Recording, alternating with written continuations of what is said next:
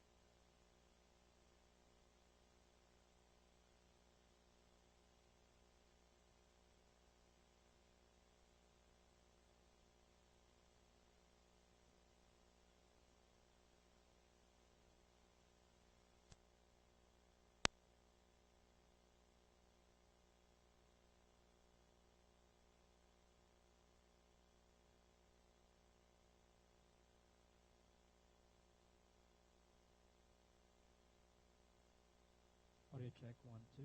Test one. Check one, two. Good. All right.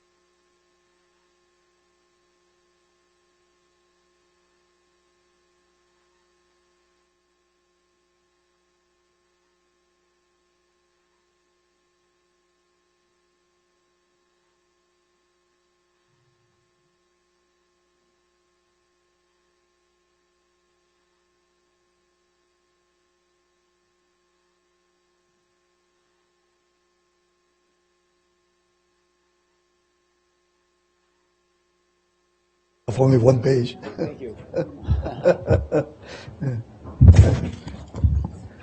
No, thank you, not now. So where are you from?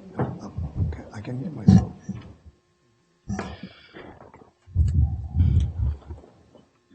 Good morning. I am Jorge Iván Vélez Arocho, President of the Pontifical Catholic University of Puerto Rico. It is an honor to chair this important forum titled Puerto Rico's Present and Future, a comprehensive overview on federal relations and economy, hosted by the government of Puerto Rico and organized by the Puerto Rico Federal Affairs Administration. Mr. Juan Hernandez Mayoral, thank you. Governor Garcia Padilla, thank you for inviting me to be part of this important activity. In his invitation letter, the Governor Garcia Padilla summarized the focus of this forum as follows, and I quote, "Its purpose will be to develop a vision of Puerto Rico's economy and the island's relation to the United States post the operations enactment of the Puerto Rico Oversight, Management, and Economic Stability Act, referred to as PROMESA." In his letter inviting me to chair this forum, he addressed some of the political, constitutional, and economic issues related to the current situation of Puerto Rico. First, he talked about self-government. Second, the phase-out of Section 936 of the U.S. Internal Revenue Code. Third, PROMESA, Puerto Rico Oversight, Management, and Economic Stability Act. Fourth, Sanchez Valle. Fifth, the interactions between the resolution of the United Nations, PROMESA, and the case of Sanchez Valle. Six, probably the most important of the items in his letter, Puerto Rico and its future. Now, the Governor of Puerto Rico, Governor Alejandro Garcia Padilla, will now give his welcoming remarks.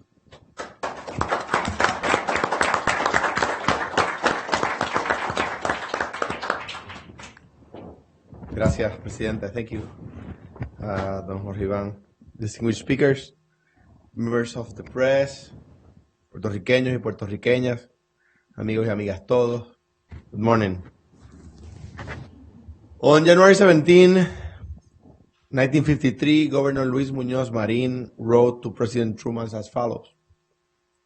In response to the wish of an overwhelming majority of the people of Puerto Rico, pursuant to a compact between them and the government of the United States, Puerto Rico became a commonwealth in free and voluntary association with the United States, and its people have now attained a full measure of self-government.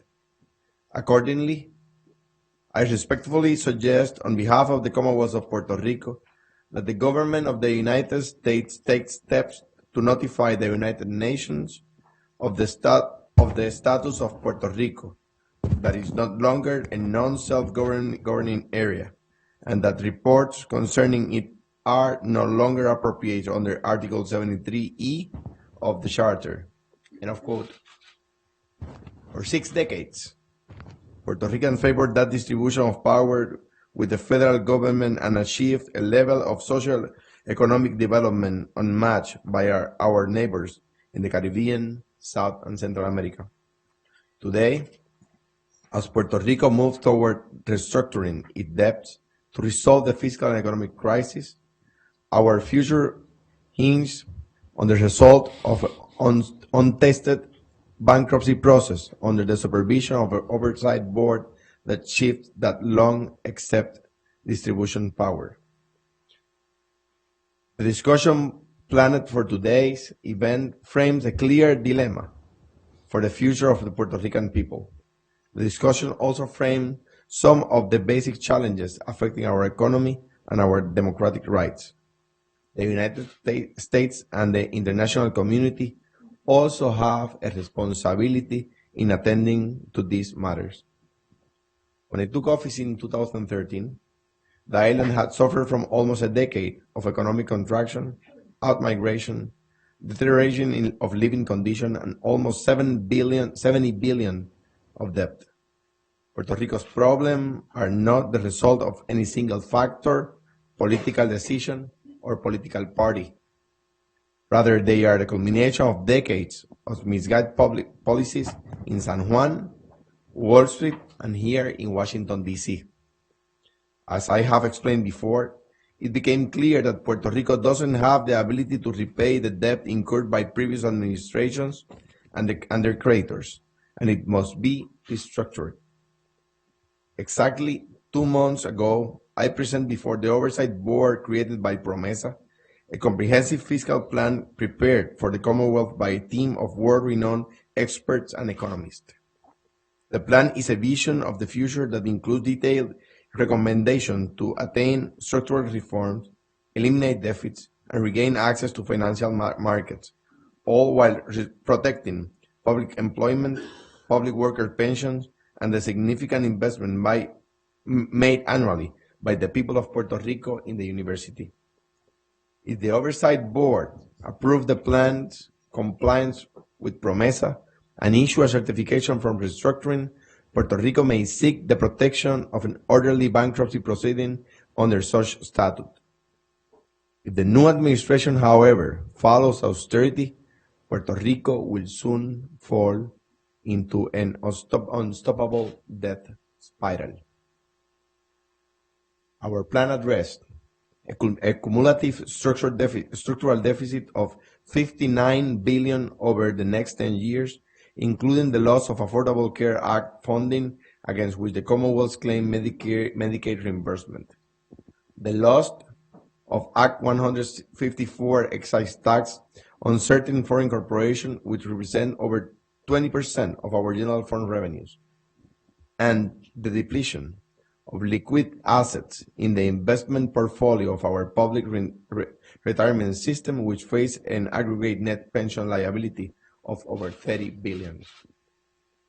The chaos of costly, protracted litigation that will ensue if the Commonwealth does not seek restructuring can easily be avoided with swift, decisive action within the next 2 months. That is, before the expiration of the stay on litigation granted on the Promesa until February 15, 2017. After that, at that point, the Commonwealth will face a cash deficit of $3 billion that will likely force a government shutdown. There should be no excuse to force Puerto Rico to depression economics. The Commonwealth must file for restructuring now. Yet, the legal framework created by Promesa came at an unaffordable cost to our democracy. Promesa interferes with the Puerto Rico Constitution to the extent it allows an unelected board to impose a fiscal plan and control budgets under such plan. It also allows for this board to prevent the Commonwealth from enacting laws that the board determines in its own direction that are inconsistent with the fiscal plan or the budget authorized by it. Moreover, the board has the power to review Puerto Rico's use of tax incentives to attract U.S. and foreign companies. Promesa requires the board to examine the tax expenditure budget that treats every tax benefits given by the Commonwealth as an expense in our annual budget. This may jeopardize one of Puerto Rico's advantages of our unparalleled relation with the federal government, which is the Commonwealth's fiscal autonomy. Our fiscal autonomy stems from the well-settled doctrine that Puerto Rico can be treated different for purpose of tax uniformity clause. That is, that Puerto Rico is not included in the definition of a state under the U.S. Internal Revenue Code, and thus Puerto Rico residents and corporations are not subject to U.S. federal income taxes. This encroachment upon the right to self-government through Promesa did not occur overnight. It is a culmination of a series of unsound policies adopted by Congress. This includes the phase-out of Section 936 of the Internal Revenue Code which eliminate considerable competition advantage to U.S. firms doing business in Puerto Rico, forcing them to take tens of thousands of American jobs overseas, and the unexplainable exclusion of Puerto Rico from the protection of the U.S. bankruptcy code. This encouragement also comes shortly after Puerto Rico received the Supreme Court opinion in Puerto Rico versus Sanchez Valle, a criminal case that required ruling on whether Puerto Rico is sovereign for purpose of prosecuting crime without affecting double jeopardy right of defendants.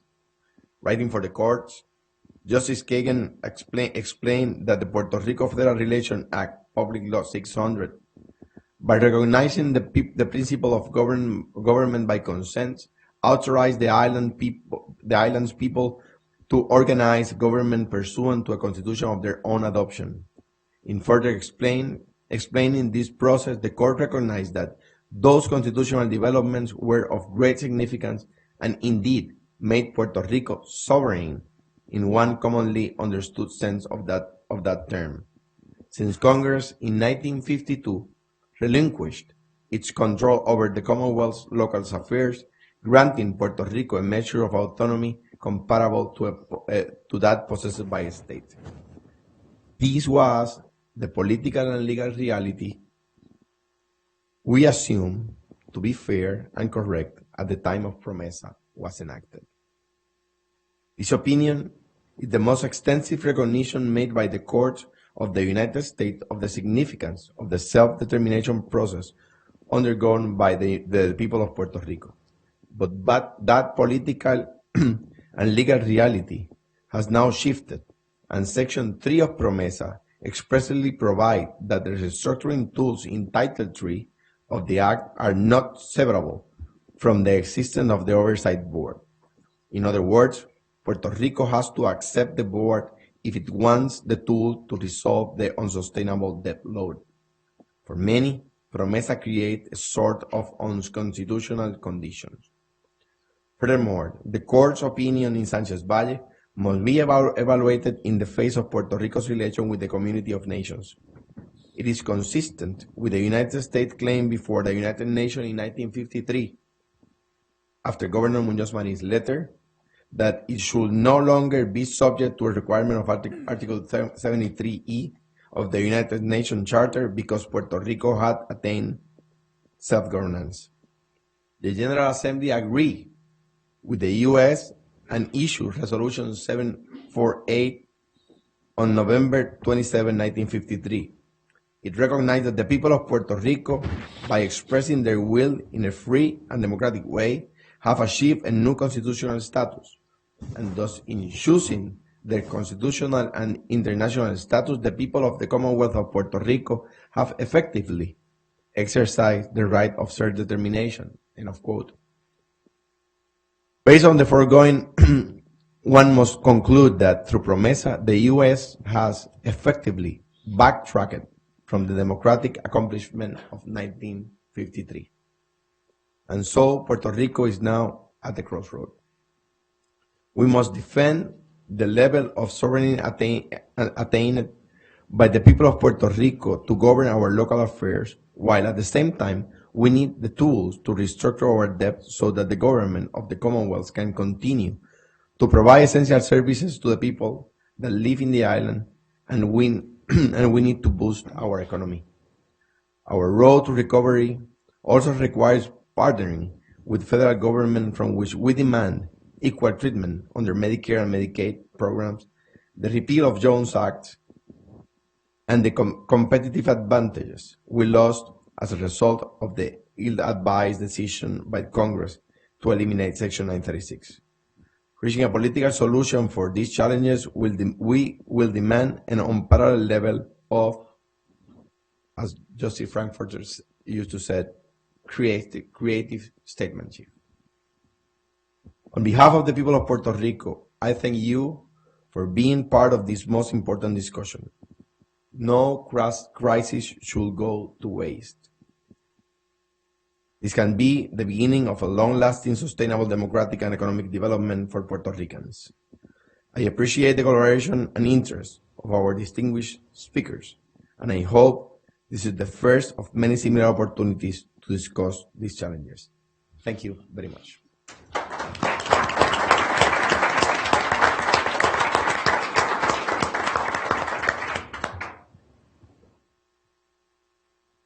In this crossroad that Governor Garcia Padilla was referring to, I think it is very important to remember that we are talking about over 3.5 million U.S. citizens that will be affected if no action is taken to improve the current situation of Puerto Rico.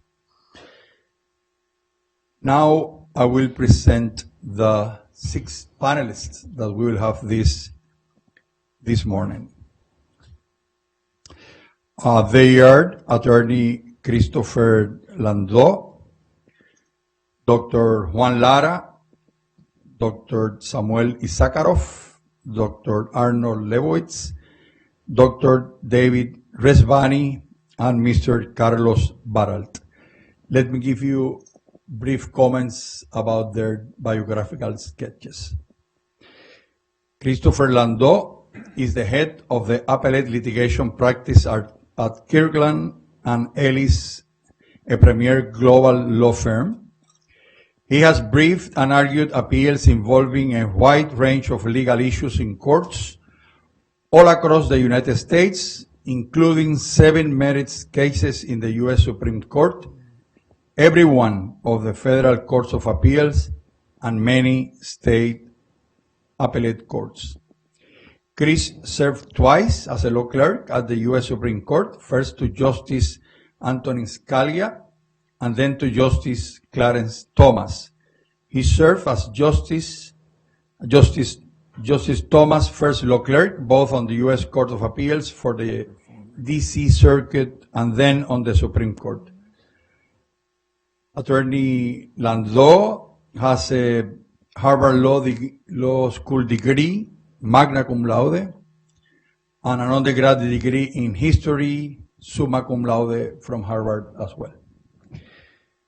Juan Lara holds a PhD in economics from Stony Brook University of the State University of New York System, has been a professor of economics at the University of Puerto Rico for 30 years, including 3 years at the Mayagüez campus and 27 years at the San Juan campus. Previously taught economics at Temple University and Haverford College, both in the Philadelphia area. Dr. Lara directed the Latin American service at Wharton Economic Forecasting Associates in Philadelphia, where he specialized in the Mexican economy, has been monitoring and forecasting the Puerto Rico economy for the past 30 years, is the co-author of 4 books on the Puerto Rico economy, has been an economic advisor to Puerto Rico government agencies and private sector entities for the past 20 years. Dr. Samuel Issacharoff is the Vice Professor of Constitutional Law at New York University School of Law.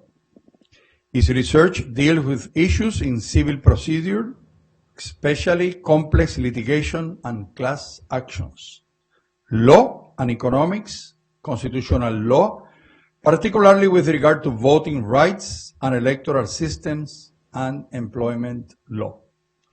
He is one of the pioneers in the law of the political process and one of the co-authors of the seminal Law of Democracy casebook. His work on procedure includes serving as a reporter for the project on aggregate litigation of the American Law Institute. Professor Issacharoff is a 1983 graduate of the Yale Law School. After clerking, he spent the early part of his career as a voting rights lawyer. He then began his teaching career at the University of Texas in 1989, where he held the Joseph D. Jameel Centennial Chair in Law. In 1999, he moved to Columbia Law School, where he was the Harold R. Medina Professor of Procedural Jurisprudence before joining the New York University faculty in 2005. He's the author of more than 100 books, articles, and other academic works.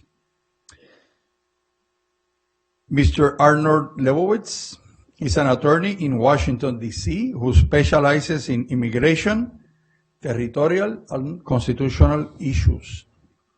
In the course of his practice, he has represented each of the territories of the United States. In this connection, he analyzed financing, submerged lands, judicial review, and executive and legislative action. He was general counsel to the U.S. Puerto Rico Commission on the Status of Puerto Rico. His book, Defining Status, a comprehensive analysis of your territorial policy, has been cited by the Supreme Court and is recognized as the leading book in this field. His book, Legal and Political Aspects of Decolonization in the Pacific and the Caribbean, was a groundbreaking work examining the British and French decolonization efforts. He was a presenter at the Yale Law School Conference on Puerto Rico on the centennial of the Spanish-American War.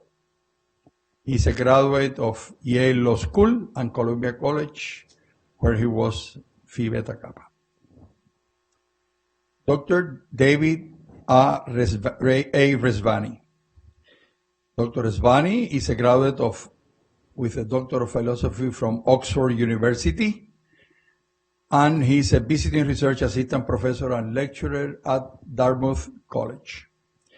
David Rezvani is the author of Surpassing the Sovereign State, the Wealth, Self-Rule, and Security Advantages of Partially Independent Territories.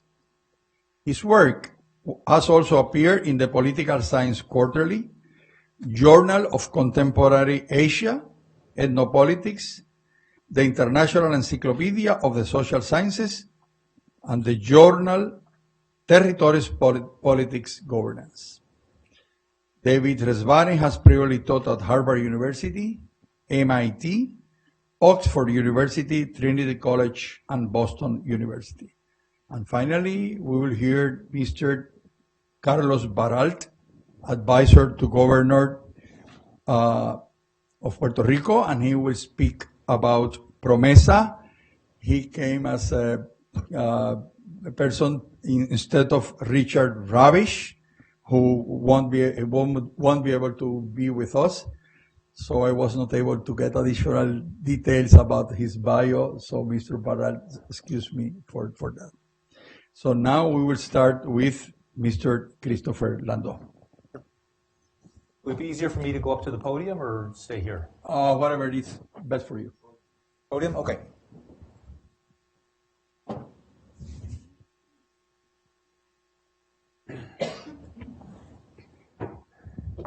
Thank you very much, and thank you for inviting me to address this forum.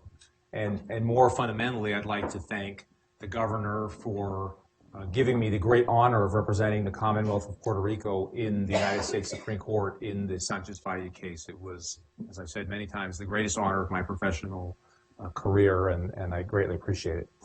The thing about the Sanchez Valle case to keep in mind is that it's always been really two different cases, or a case on two completely different levels.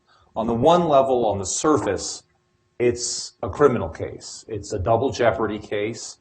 They come up every day in this country, double jeopardy disputes about whether you can try someone again who's already been tried or indicted for a crime. But that was not the level on which the case garnered interest, and if it were just a double jeopardy case, we wouldn't be talking about it in the room today.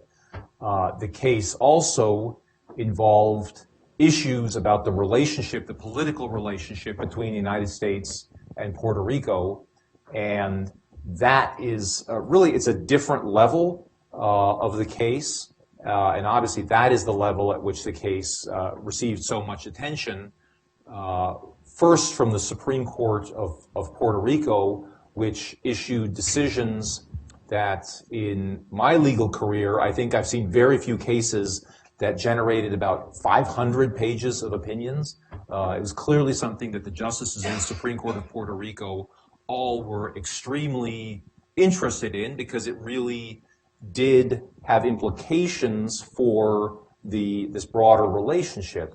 But again, I think it's important to keep in mind that it existed at that level, but also at the level of just a criminal double jeopardy case. So when the Supreme Court of Puerto Rico decided the case a few years ago and overruled its prior decision in a case called Castro Garcia that had been the law for many years in Puerto Rico and was consistent with the decisions of the United States Court of Appeals for the First Circuit on this double jeopardy issue, it was somewhat of an earthquake in the law, and a decision was quickly made to take the case to the United States Supreme Court. When the case got to the United States Supreme Court, obviously everyone was focused primarily on the broader political implications of the decision in terms of the relationship between the United States and Puerto Rico. But I think it is always important, and it was important to us in briefing it, to also remember that it was just a criminal double jeopardy case too. The reason those two intersect is that the double jeopardy clause has an exception, what has been called the separate sovereign exception, that you can that two crimes involving the same facts and the same acts are considered to be different offenses and therefore not covered by double jeopardy if they are the laws of two different sovereigns. The second you say the word sovereigns, all kinds of bells and lights go off in people's head, and it suddenly becomes a question about political theory, and I think that is what got everyone excited. In a sense, it's just the name of the doctrine. It could have been called there are other names that could have been given. I think the fact that it was given this name, the separate sovereign doctrine, is what, in a sense, gave it so much, generated so much political interest. So I think both sides in Puerto Rico, those who defended the Commonwealth and those who have been skeptical of the Commonwealth and pushed statehood, very much thought this was going to be finally the U.S. Supreme Court resolving some of these questions on the constitutionality of the Commonwealth status and really resolve a lot of these underlying issues regarding Puerto Rico. And as it turned out, the United States Supreme Court really treated it much more as a criminal double jeopardy case, and they really decided it on that level. So it's one of those cases, in a sense, where I think those who favor the Commonwealth option for Puerto Rico, or at least favor a regime in which Congress in the United States have the flexibility to create unique political relationships within the American family, ultimately prevailed in the case. So I think it can be fair to say that from the broader political dispute in Puerto Rico with respect to the Sanchez Valle case, we lost the battle, but we won the war. The Supreme Court agreed with everything we said about what happened in the 1950s in terms of Puerto Rico's political evolution at that time. They agreed with everything we said about Congress's flexibility under the Territory Clause to create novel political relationships and, frankly, to create a territory that has all the hallmarks that we would call sovereign in a general political philosophy sense. But what it said is that none of that matters for purposes of the double jeopardy inquiry, because the question on the double jeopardy side of the house is the ultimate source of power. And our position had been, and I think the precedents had borne this out for us, that you just looked at the source of power, and our point was the Constitution of Puerto Rico, which in turn came from the people of Puerto Rico, was the source of power for the criminal laws of Puerto Rico. The Supreme Court took it back one more step. Instead of saying the source of power, they said the ultimate source of power. So they recognized, they didn't disagree with us, that the people of Puerto Rico were, in fact, the source of the political power for the Constitution of Puerto Rico and for the criminal laws of Puerto Rico.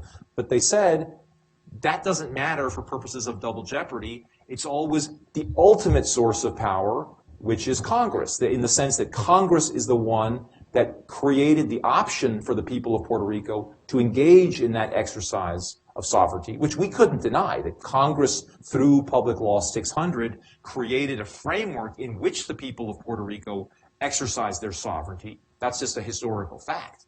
But the Supreme Court, disappointingly to me, in a rather formalistic sense, said, no, it's got to be the ultimate source.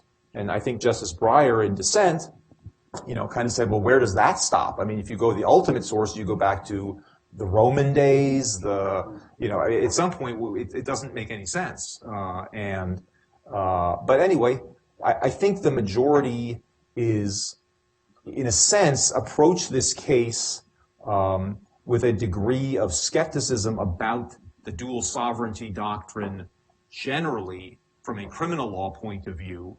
But I have to say, I think that opinion was very, very carefully written so as not to cast any doubt on the questions that really, in a sense, matter, I think, to the people in this room. I mean, I don't think anybody, when we were talking about the Sanchez Valle case and we were going to present it in the Supreme Court, thought that what we cared about the most was the double jeopardy criminal issue. I mean, for us, the real prize was to get the Supreme Court to recognize the flexibility of Congress under the Territory Clause to allow the creation of an institution like the Commonwealth. In a sense, it's something that I think a lot of people find to be paradoxical, a sovereign territory within the American family. And everything the Supreme Court said was entirely consistent with the validity of that political concept, which had been very much something that had been subject to doubt. And in a sense, I think the mantra of the opponents of the Commonwealth for the last 60 years had been that this was not a legal status that was permissible in the American constitutional system. You either had to be basically a territory always subject to the plenary control of Congress, or you had to be a state. There was no middle ground. I think the Sanchez Valle opinion, I think, rather clearly says, no, under the territorial clause, Congress can make a decision. They quoted, as the governor just pointed out, Justice Frankfurter praising the values of inventive statesmanship under the Territory Clause, which gives the Congress the power to come up with these kind of solutions that in a sense, create a sovereign entity within the American political family. That, in a sense, was the most important political issue underlying the decision. And the U.S. government fought with us on that. The Solicitor General's position was that Congress, under the Territorial Clause, does not have that power, that one Congress has no ability to create any kind of a relationship with a territory that another Congress cannot undo. That was the real reason, in my view, that the government came in against us in that case, and they lost on that issue, I think. I don't think one can read that opinion and think that the Supreme Court was agreeing with the government that the Territorial Clause was a limit on congressional authority over the territories as opposed to a grant of plenary congressional authority over the territories. So Sanchez Valle is one of these cases, I think, that is very paradoxical, that if you look at the bottom line, the judgment of the Puerto Rico Supreme Court was affirmed, and that was obviously disappointing.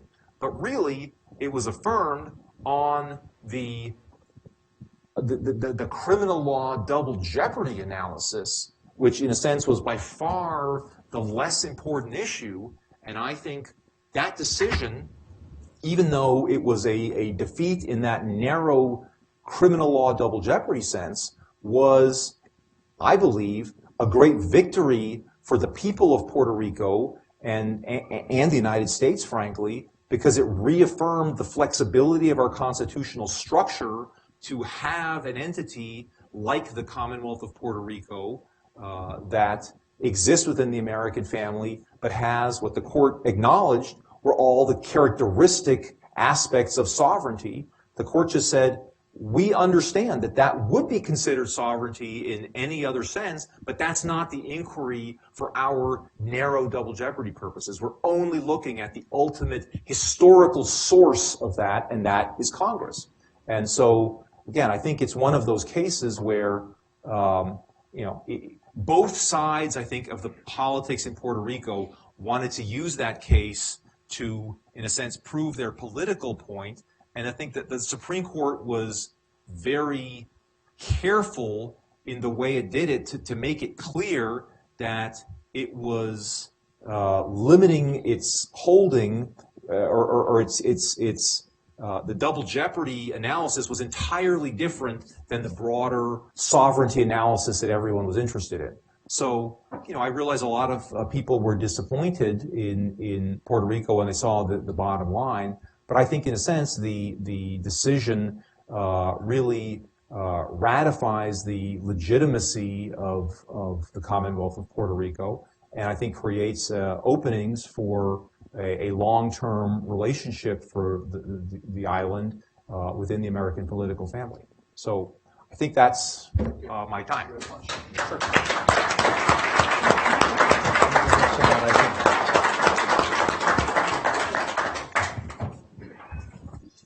Thank you very much. Each of the panelists will have 10 minutes to present, and if possible, 5 minutes for reaction of the other panelists. At 9:40, we will have a 15-minute break, and at 11 o'clock, we will have 25 minutes, a 25-minute period for questions from the audience. After that, I will provide some conclusions. Now, we will have Dr. Juan Lara. He will address the profile of Puerto Rico's economy.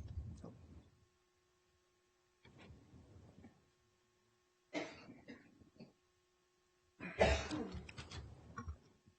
morning.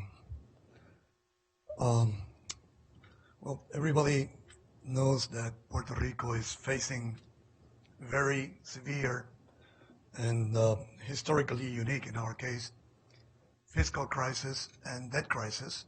And the fiscal crisis and debt crisis are two sides of the same coin.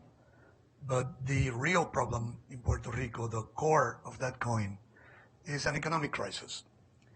What really is happening in Puerto Rico is that our economy has been failing for the past 10 or 15 years, and the economy needs fixing.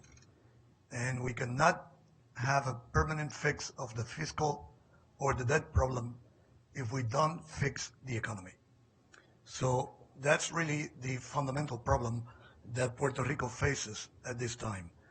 And of course, that doesn't mean, as some people want it to mean, that we have to fix the economy first and forget about dealing with the budget issues and the fiscal issues and the debt issue. A lot of people would like to move that away and somehow magically get the economy going again.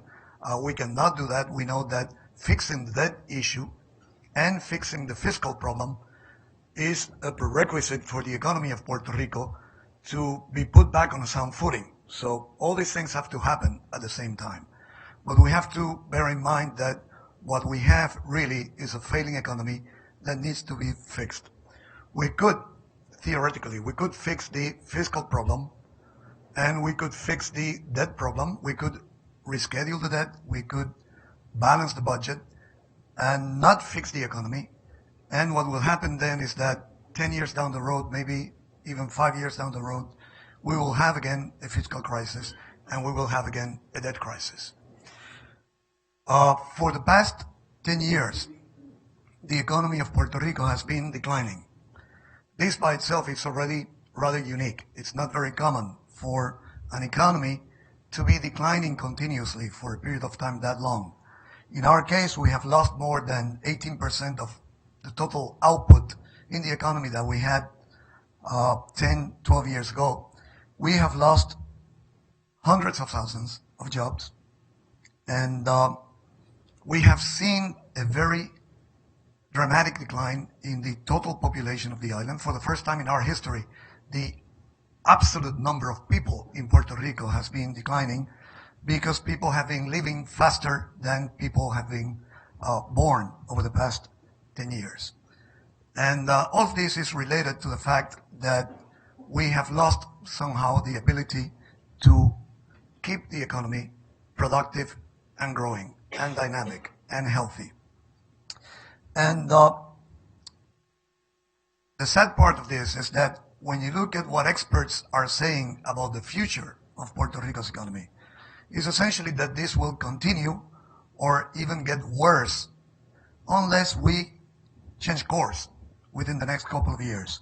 If you look, for example, at the Kruger report, the report that was put together by Dr. Ann Kruger and two former IMF economists working with her, they concluded that unless very important and deep measures are taken to change the course of the Puerto Rico economy, what will happen is that the economy will be declining on a continuing basis at about 1% per year for the next 10 years or even longer.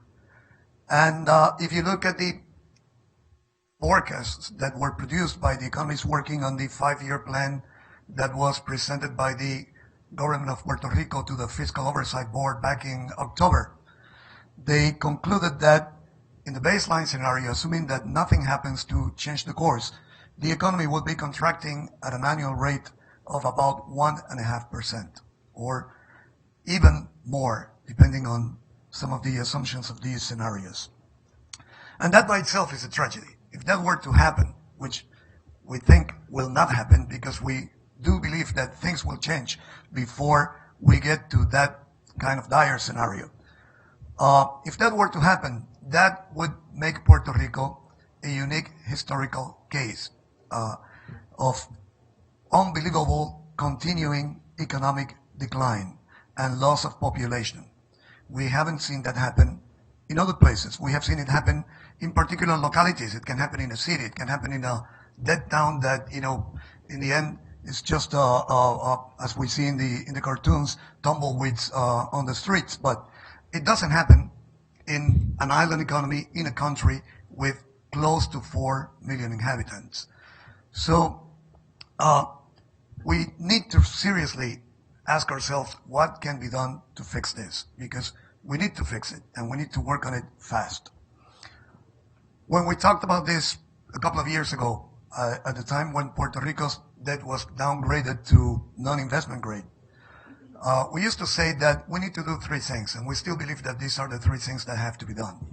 We need to stabilize, we need to reform, and we need to rebuild. Puerto Rico's economy has to be stabilized. We need to carry out economic reforms to set the groundwork for an improved economy, and we need to rebuild the economy. And that's a tall order for anyone, a very tall order. And to make it even harder, all these things have to be done at the same time, and they have to be done in a very tight calendar.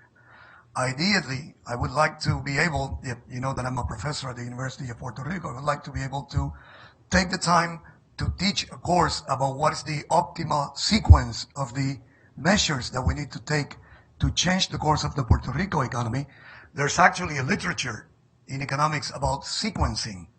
It's not trivial. You know, it's if you're trying to stabilize an economy, it does make a difference whether you devalue first and you adjust wages second, or whether you adjust wages first and you devalue second. This sequencing of measures is in itself an important issue in a stabilization program. We don't have the luxury in Puerto Rico to take the time, sit down, and talk about sequencing. We need to do all these things now. We need to stabilize the economy. That means essentially we need to balance the budget.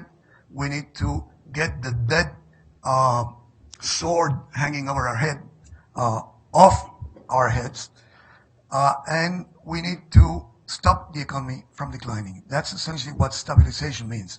Stop the decline, balance the budget, get the debt burden away as an immediate threat to the economy and to the workings of the Puerto Rico government.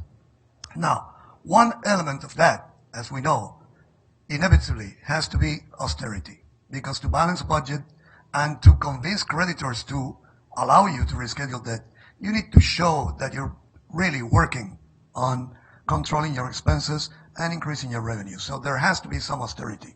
But we all know also that austerity can be self-defeating and can be very dangerous. You can end up in a situation like a dog chasing its tail, with the difference that when a dog is chasing its tail, it stays on the same plane, but this is more like a downward spiral, an economy that continues to contract, and it's unable to generate the tax revenues and control expenses as needed to stabilize the budget. So austerity has to be an element, but frankly, we don't know how much of that the Puerto Rico economy can take in the next few years. We know that some of that will likely come, and we expect that there will be enough wisdom and enough time, even though we are running out of time, to discuss exactly what the nature of these austerity measures will be. But we need more than that. We need significant debt relief, which means that we need creditors to sit down with the Puerto Rico government agencies and the Puerto Rico government, and we need the Fiscal Oversight Board to work on this quickly to get serious debt rescheduling talks on the way, and to make sure that we can turn this debt burden into something that can be managed and that doesn't defeat the stabilization program, allows us to stabilize the economy, which has to be the primary, the fundamental goal. And then we need to carry out these reforms. We need to have in Puerto Rico an energy reform. We need an education reform. We need a reform of government practices and procedures, obviously. We need a labor reform. We need to do all kinds of things to fundamentally change the workings of the economy. But more than that, we need to rebuild. And there has been some work, unbelievably, in the middle of this very severe crisis. There have been some very encouraging developments. And I know that if you ask the governor, he will be very happy to tell you about the Lufthansa arrangement in Puerto Rico, that it's a unique example of things that can be accomplished.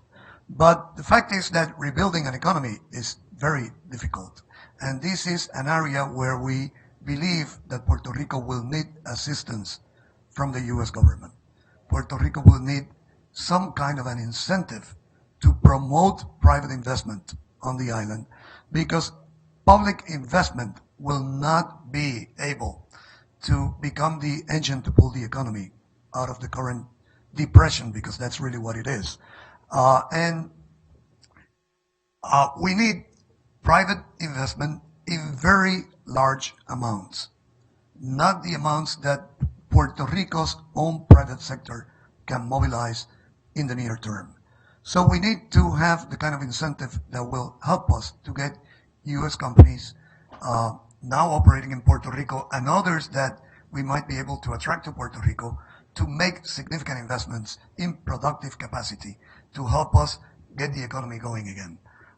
We know that nobody wants to no one is eager to get into a debate about the 936 do's and don'ts, but we do know that it is possible to design incentives, working together with the U.S. government to get Puerto Rico's economy the help that it needs, not from a bailout, not from giveaways, but from private productive investment. Thank you.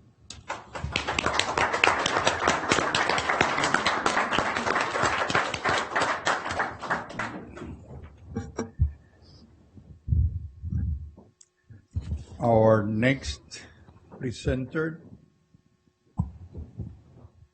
will be Professor Samuel Issacharoff.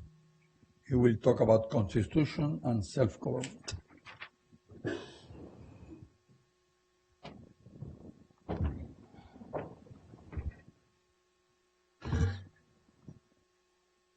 Thank you. It's a great honor to be here. 40 years ago, the Supreme Court described the relationship between the United States and Puerto Rico as follows. Puerto Rico occupies a relationship to the United States that has no parallel in American history. I think that continues to be the case. There are two critical elements that distinguish the situation in Puerto Rico from the norms that we have experienced in American history. The first is that beginning with Public Law 600, we have afforded to Puerto Rico a measure of self-government that exceeds that of any other territory of the United States. There is an independent Commonwealth status. There is a Constitution of Puerto Rico adopted by the citizens of Puerto Rico. There is a sense of a self-identity, direction to Puerto Rican government that has been in place since Public Law 600 more than 60 years ago.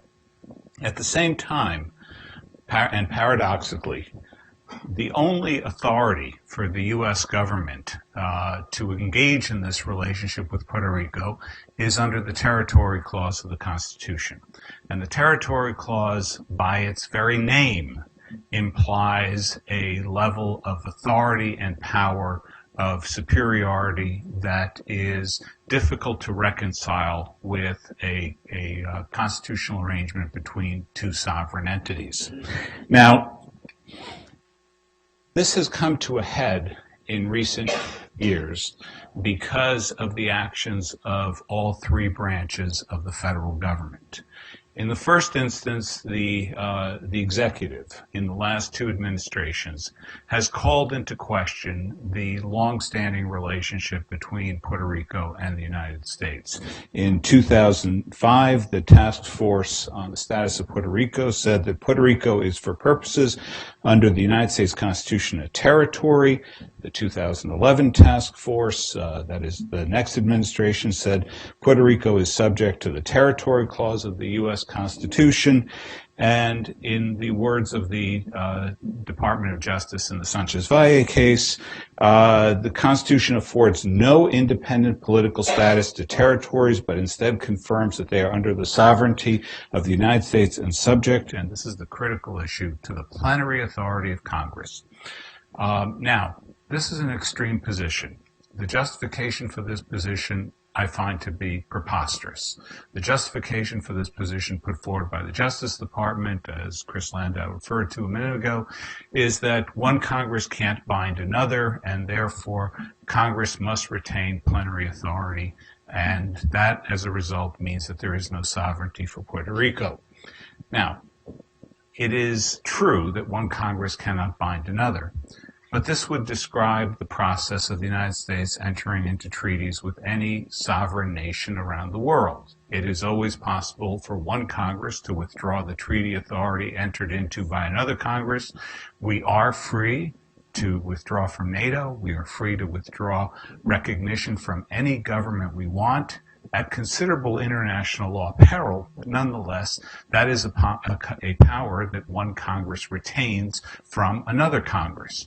And so the fact that a Congress may subsequently act to undo what a prior Congress has done does nothing to diminish the authority of the first Congress to enter into treaty arrangements, to enter into statutory arrangements, to enter into relations of all sorts that in effect obligate the United States. Moreover, the position of the Justice Department under the last two administrations has severely compromised the representations made by the United States and the United Nations and other international fora on the importance of Public Law 600 and the subsequent adoption of the Puerto Rican Constitution in guaranteeing a measure of self-governance that takes this outside the colonial ambit of post-World War II international concern. But that's one branch.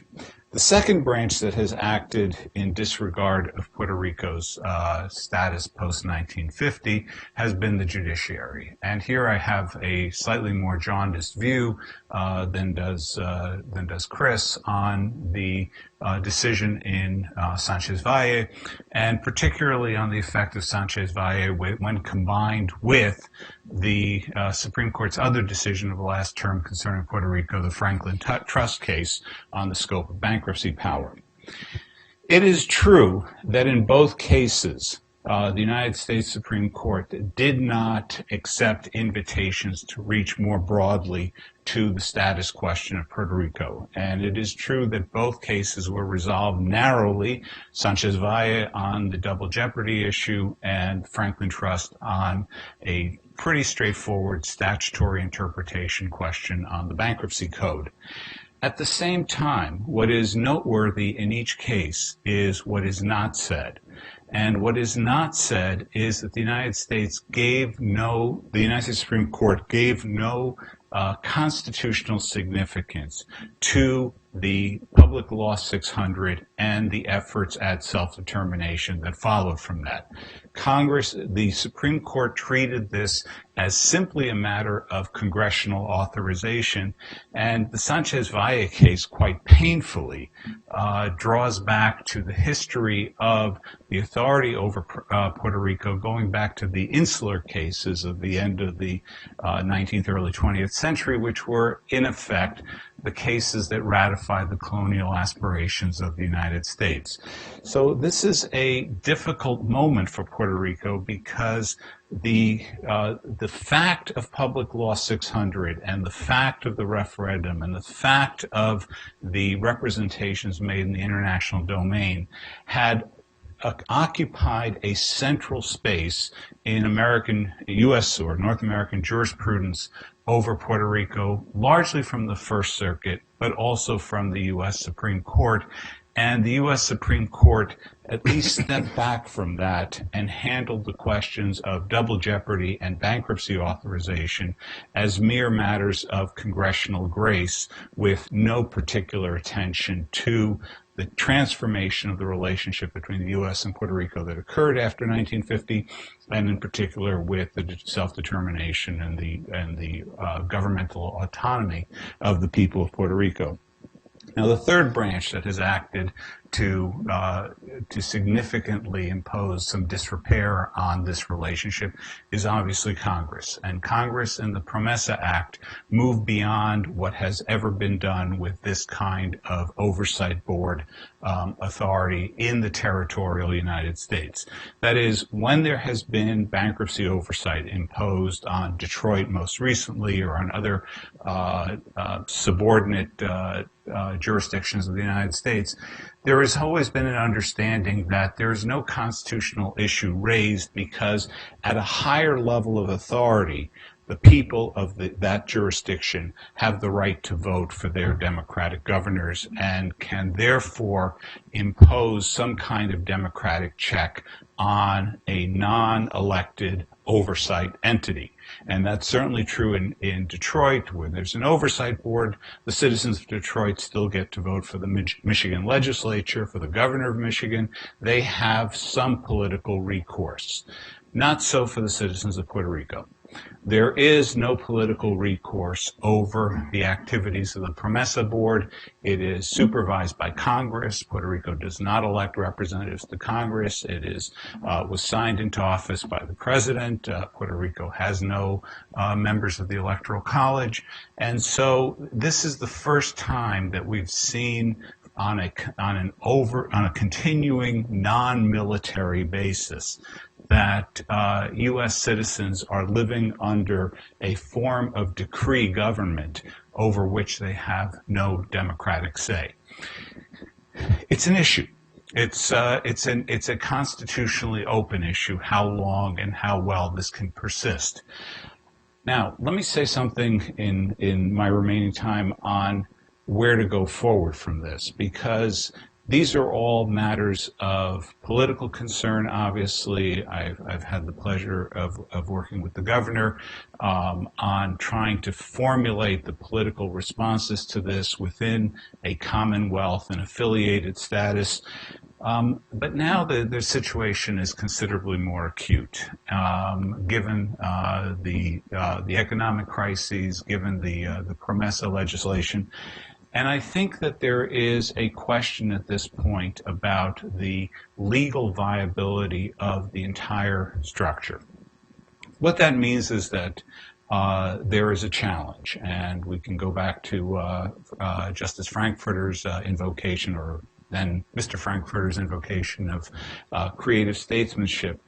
But I think that the stability of the PROMESA framework is twofold. First, it is short-term.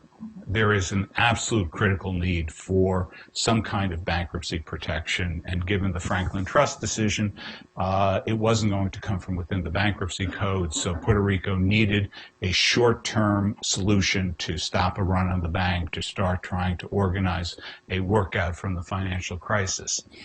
But there is no time frame to the PROMESA legislation, and there is no time frame to the suspension of democratic governance on the island. And so what that means is I think that it is incumbent upon the next administration in Puerto Rico and upon the Puerto Rican people to find ways of democratic engagement, mechanisms of democratic engagement between the elected government of Puerto Rico and the PROMESA board. And that is a way of allowing democratic input into the PROMESA arrangement that allows both the benefits of a bankruptcy-style protection and at the same time diminishes the constitutional issues that will be raised as time goes on when you have a governance structure that has absolutely no democratic accountability to 4 million American citizens. We have not, as I said before, we have not experienced this kind of open-ended, non-democratically accountable governance since really the expansion into the West of the United States. And that was always understood to be in the direction of the inclusion of these areas as new states into the United States. What we have now is a really unprecedented relationship between a form of federal intervention and a democratically elected government in Puerto Rico that has lost at least some of the customary attributes of a real governing power. Thank you very much.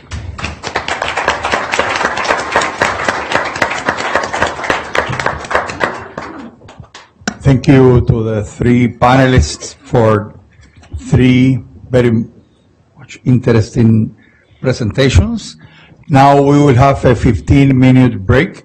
So it is 9:40, so we will be back at You're not related to the 9:55. actor in Mission Thank you. Impossible, are you? No. I'm not. Same name, but not related. I'm after you. Are we on time or? I think we are. I know. Yeah, wow, that's impressive.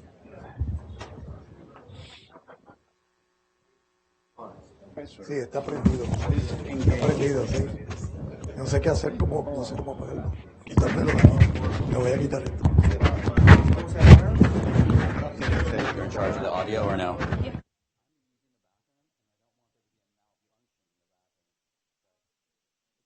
Good.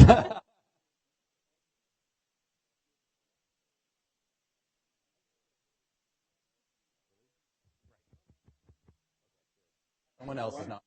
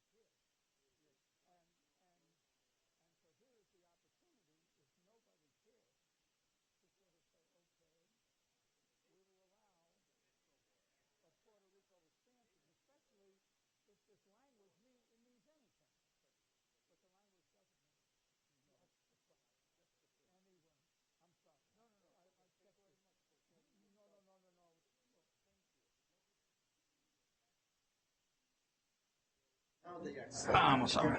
That we need to restructure the debt. So if where is the main common ground is that we will need to restructure the debt as far as we can, as much as we can. That's I think will be the key part. They think that stable is like a one. I think we can restart. You can fix everything like a stable. Problem in the road, holding the road stable. Let me see if I can get by you. Is that all right? I'm going to talk about that. Thank you.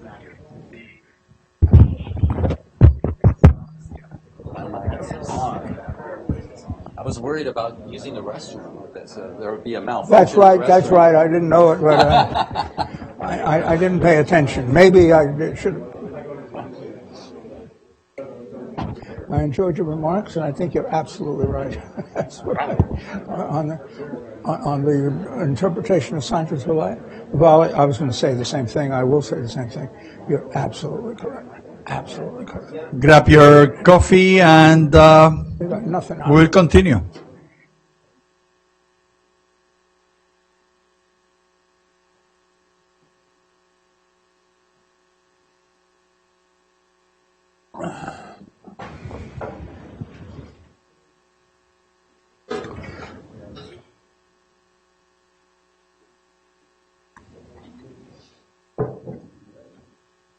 Okay, we had three panelists in the first section. Mr. Christopher Landau, he talked about Sanchez Valle. Then Dr. Juan Lara talked about Puerto Rico's economy. And Professor Samuel Issacharoff about Constitution and self-government. Now we will have three additional panelists. And as I mentioned before, we had to excuse Mr. Richard Ravish. He was supposed to be with us, but he was unable to come. But we have with us, and now I have some biographical notes about him, so I'm very glad to be able to present him, Mr. Carlos Baralt. Is Chief Legal Counsel to Governor Garcia Padilla. He previously clerked for 2 terms for Honorable Federico Hernandez Denton, Chief Justice of the Puerto Rico Supreme Court, and for Judge Juan Torruella at the U.S. Court of Appeals for the First Circuit. He was also litigation associate with O'Neill and Borges in San Juan. Mr. Baralt has a Bachelor of Science degree in Finance and Accounting from Carroll School of Management of Boston College. He earned his Juris Doctor at the University of Puerto Rico School of Law, where he was editor of the Puerto Rico Law Review and founding editor of the UPR Business Law Journal. And he has a master's degree in law from Columbia Law School. It's a pleasure to have Carlos with us, please.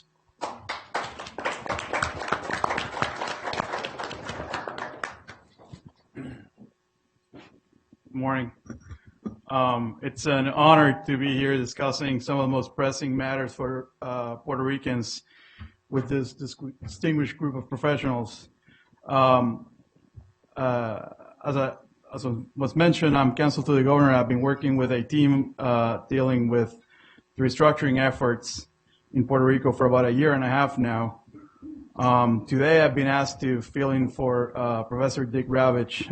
Anyone who knows Mr. Ravitch knows that's almost an impossible task. Mr. Ravitch is an impressive, brilliant man. He's has decades of experience working with these matters, and he has been teaching these subjects in public finance in some of the best universities in the world.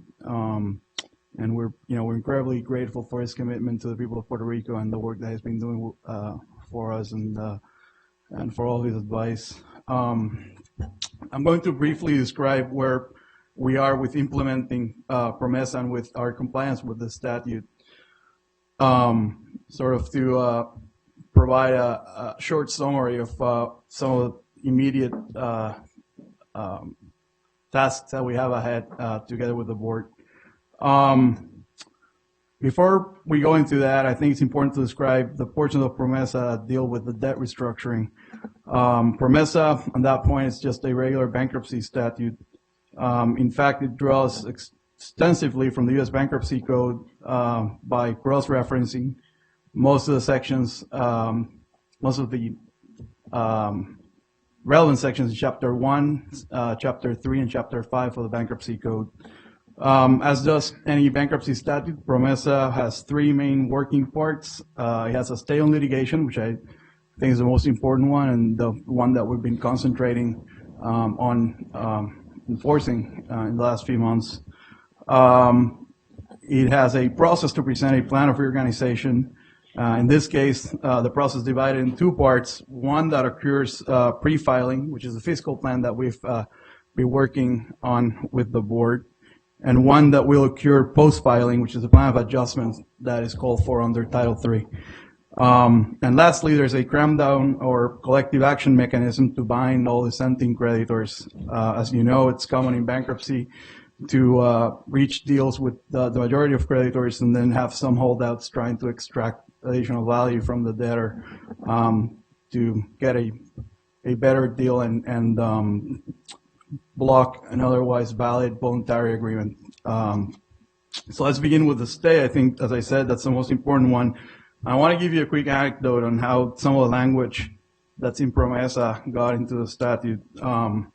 When it was clear last year that the Commonwealth was headed to a disorderly default in its bond obligations, we were getting ready for what we were expecting to be chaotic litigation, and we were expecting collection claims by bondholders that would have certainly disrupted the Commonwealth operations. And so back in December 2015, the governor was lobbying in Congress to include some of the restructuring tools that we now have under PROMESA in the omnibus bill that was being considered by Congress back then.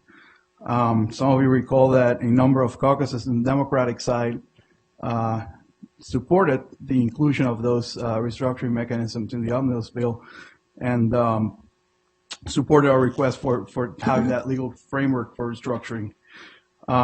We had tried to enact a local restructuring legislation that was being challenged, and at that point had already been enjoined. And we had already initiated the clawbacks by which the central government was redirecting some of the funds that were pledged for the repayment of certain obligations of public corporations so that the Commonwealth could meet the January GO bond payment. At that point, Leader Pelosi introduced a bill in the House to grant Puerto Rico a 90-day stay on litigation, and others did the same in the Senate following the lead of Senator Warren. On December 18th, we were sitting there in Leader Pelosi's office, and Speaker Ryan called the governor on his cell phone and promised that he was going to have a solution put in place and he was going to legislate in about 90 days. And he was going to create a legal framework so that Puerto Rico could resolve the restructuring problems. So today, Section 405 of PROMESA provides for that stay on litigation to be retroactive to all claims brought on or after December 18, 2015. And that's how, what I think is, the most important part of the statute got included. After many months of litigating in the U.S. District Court in San Juan, and after close to 100 substantive briefs in claims brought by almost every creditors of almost every Commonwealth issuer, the court has held that creditors in a number of cases had not shown cause to lift the stay, and we have finally been able to reach a standstill in litigation, at least at a trial level. Importantly, the court held that in the balance of the equities, the harm from lifting the stay would be far worse for the Commonwealth than the harm suffered by creditors from being subject to our local emergency moratorium statute. there are a few cases that are continuing on appeal, and there are others that are moving forward in the district court. We're confident that the court will realize soon that in order to have an orderly process under PROMESA, creditors can go on trying to obtain remedies on a piecemeal basis. I think the court has already seen the importance of having a single consolidated approach to the restructuring across all the credits. The fiscal plan that we have presented is consistent with that approach. We have grouped credits together. We've created a pool of credits that is paid for by the Commonwealth taxing power, and there's a single tax base supporting that pool of credits. And following the Krieger team report, we've continued to treat that single tax base as one uniform source of revenue for repaying all those credits. There are also other reasons to treat this as a single consolidated approach. There are cross claims and a number of intercreditor disputes, as is common in this sort of complex debtor cases. There are there's creditors that have holdings from different credits. Commonwealth, as you know, has 18 different entities that are issuers of bonds, and any resolution is going to require rulings on the rights of each creditors across all those issuers, and that has to be done at once. Also, during our attempts to reach a voluntary restructuring, we realized early on that there are significant institutional holders and insurers of our bonds that will not engage in meaningful discussions or negotiations for one of the particular credits that they hold until they have sufficient information on how they're going to be treated in some of their other credits. So that's the stay on litigation and us trying to avoid a piecemeal approach or trying to stop the creditors from preventing a consolidated approach to restructuring. The second part of the bankruptcy process is the presentation of a plan. As the governor mentioned, the fiscal plan was first presented on October 14. PROMESA gets a little tricky here because it requires part of the work to be done before filing, as I mentioned, which is what we're doing now. The board has already shared with us some preliminary thoughts, and we'll continue to work with them. We've continued to work with them on a daily basis. Our advisors speak to their advisors, and we're still working on that. And pursuant to Section 206 of PROMESA, the board has to evaluate a number of steps, including the plan's compliance with the criteria in Section 201, which has 14 different requirements for the plan. And once that process is completed, the board may issue a certificate for restructuring with the approval of 5 of its members, and Puerto Rico may then file for a Title III proceeding. Once that bankruptcy case begins, the Commonwealth and the board must present a plan of adjustment, which is the second part of this restructuring effort, this restructuring plan. That has more of the details for the proposed restructuring terms to be presented to the creditors and how they should be treated. And finally, the court may allow the Commonwealth to go on after the completion of the proceeding with forcing a deal against dissenting creditors, as happens in the final part of any bankruptcy statute. I think the important part of this update on where we are with the process is, as the governor was mentioned, and for the reason that Dr. Lara raised earlier today, time is of the essence. The stay on litigation will expire on February 15th, and then from there on, all the work that we've done trying to consolidate the collection efforts and the restructuring efforts in a single process, it's has a risk of losing all the work that we've done on that. And if the Commonwealth files for Title III, it can continue operating and providing essential services as we've had so far, and it can access interim finance, which is also an important benefit of Title III. So that's our recommended path for the immediate future, and for both for the incoming administration and for the board. I think that looking at the Commonwealth operations and finances, had this framework been available earlier, it would have made sense to seek the protection of the Title III proceeding even sooner. So we're confident that all the parties involved are going to realize the importance of following through with that, and that's the immediate next step for the Commonwealth. So that's an update of where we are with complying with PROMESA. Thanks.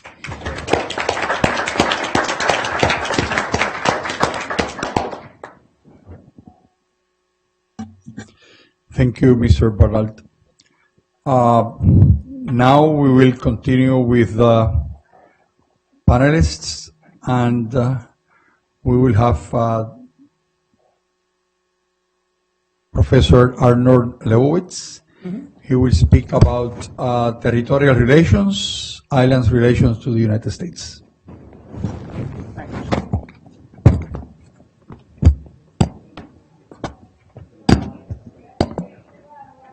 Many years ago, Audrey Nash, at a conference like this, said he felt like a grasshopper among eagles, but he would perform some of his most ambitious hops. So I see what has been said here, and I'm going to duplicate some, not all, of what has been said.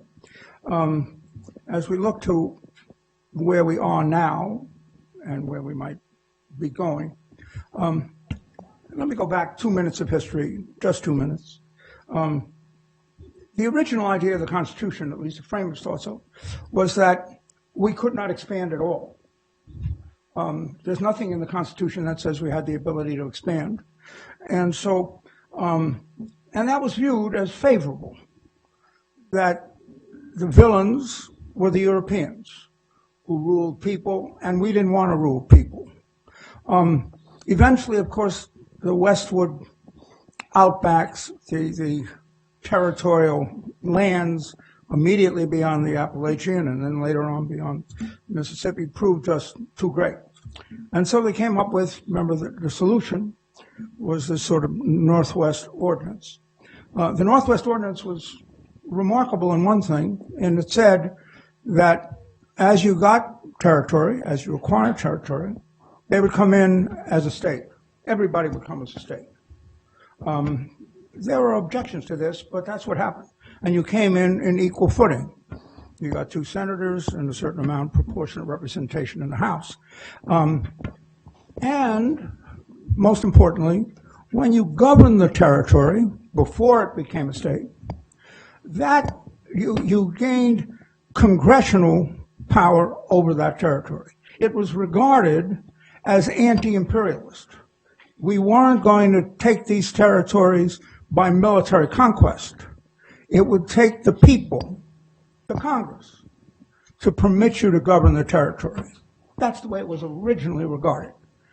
This was an anti-imperialist act to thrust the territories under the Congress as we went. All right, skipping along. Such was the Northwest Ordinance, looked good enough, worked out. Territories eventually became states, and until you had the War of 1898. Now, at the Spanish-American War, the lands that we conquered at that time were the Philippines, Puerto Rico, and Guam. The issue revolved around the Philippines, overwhelmingly the Philippines. After all, you couldn't say they were going to become states. They were shooting at you. They weren't ones that you were going to say, look, let's get together. And the question was how you were going to do it. And there were strong moves really very significant, of people who said, get rid of this, don't do it, don't get into any of that. Violates our heritage to do it. There is a wonderful picture of President McKinley actually praying to God about whether he should annex the Philippines or not. And the good thing about McKinley is that God spoke back. Most of us don't have that happen, but he had it happen. And it said to him, annex the Philippines, because that will be the beginning of peace, prosperity, and economy. It was all viewed as sort of generally favorable in obviously an imperialistic mode which we had at the time. After a while, we got rid of the Philippines in some way. Not the smoothest handoff that ever occurred, but okay. Eventually, they became independent, and it was Puerto Rico who became the issue. They were far bigger than Guam, eventually far bigger than the Virgin Islands, or American Samoa, both of whom we acquired in various ways. The Virgin Islands, as you may know, we acquired during World War I, when the Danes told us that if they were about to sell the Virgin Islands to the Germans, and since you're in the middle of the war, we got terrified that they were going to do that, and so we bought them first. The Danes are not necessarily honest people. They weren't, everybody thought they would be, but they conned us. There's no question about it. They weren't near the Germans. Anyway, we got the Virgin Islands, and we got the Samoans as a coaling station, and so on. And so we had these territories, what do you do? And Puerto Rico was the key to it. What do you do with Puerto Rico, which had a Spanish culture, quite unique to us? What should we do as the U.S. federal government looked at this? And obviously they came up with, at first they came up with this sort of issue, if we acquire these territories, what rights do they have? These people. Unfortunately, there are people there. And then the decision was, as you all know, this incorporated versus unincorporated territory, which they created out of whole cloth. So the incorporated territory, the entire Constitution applies, and the unincorporated territory, fundamental aspects of the Constitution apply. Okay, within certain limits, which we needn't get into here, that was acceptable. The key, by the way, was not civil rights issues. It was tariffs, so that the uniformity clause wouldn't apply, so you could apply tariffs to Philippine goods, so that you were worried about that, and taxes could be handled differently. And even today, you could discriminate against welfare programs, right? So that the territorial welfare aid would be less, the formula would work out so it was less than to the states. In the midst of this, and really an idea that when you think about it is rather creative, was this Commonwealth. It was created, as everybody knows, this Public Law 600. It was in a formula that worked out very similar to a state. That is, you passed the Constitution, sent it up to the Congress, they were to approve it, they wanted certain changes made, Puerto Rico made the changes, sent it back to the Congress, and then finally it was settled. A system that suggested, purposely suggested, that it was going to be permanent, like you did with the state. Otherwise, you wouldn't go through this business. You had to pass it to Congress, and then they had to get it back. So it looked like you had something that was very distinctive. Fortunately or unfortunately, I go back to the 60s. In the 60s, after all this was all occurred in 52, in the 60s, you're now 15 years later, Commonwealth was a very exciting idea. And you had to give it enormous credit. For one thing, they had to create within Puerto Rico a support for this idea. And it meant, in some way, subsuming within it the entire independence movement, which was very large at that time. So that, and Munoz had been, as many of you know, originally an independentista, so that you were taking that and you were going to subsume it within the Commonwealth and gain for that party a certain power within the island. Now, on the other side, there was a suggestion that Commonwealth would lead to the possibility of special possibilities with respect to mutuality of legislation. After all, that's what the Cook Islands got in New Zealand. It wasn't totally off the wall. And maybe an international presence. Maybe that was possible as you looked around. These ideas were in the air and very, very possible.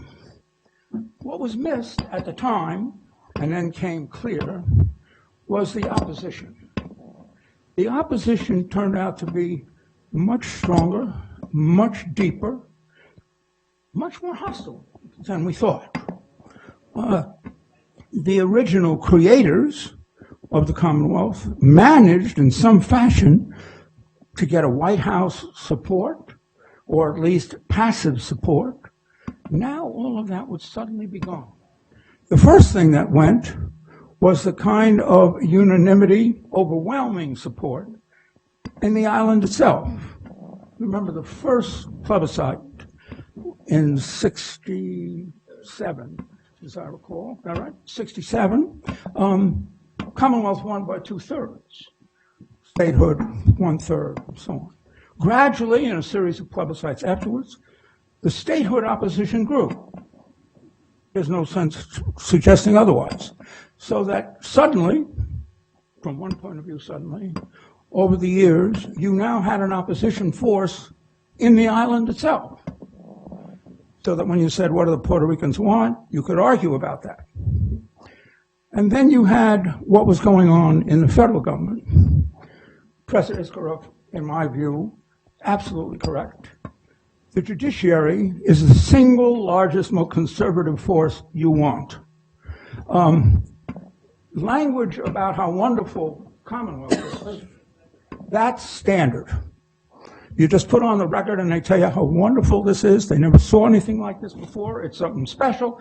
And then, okay, what's the consequence? Well, the consequence is it doesn't make any difference in this case.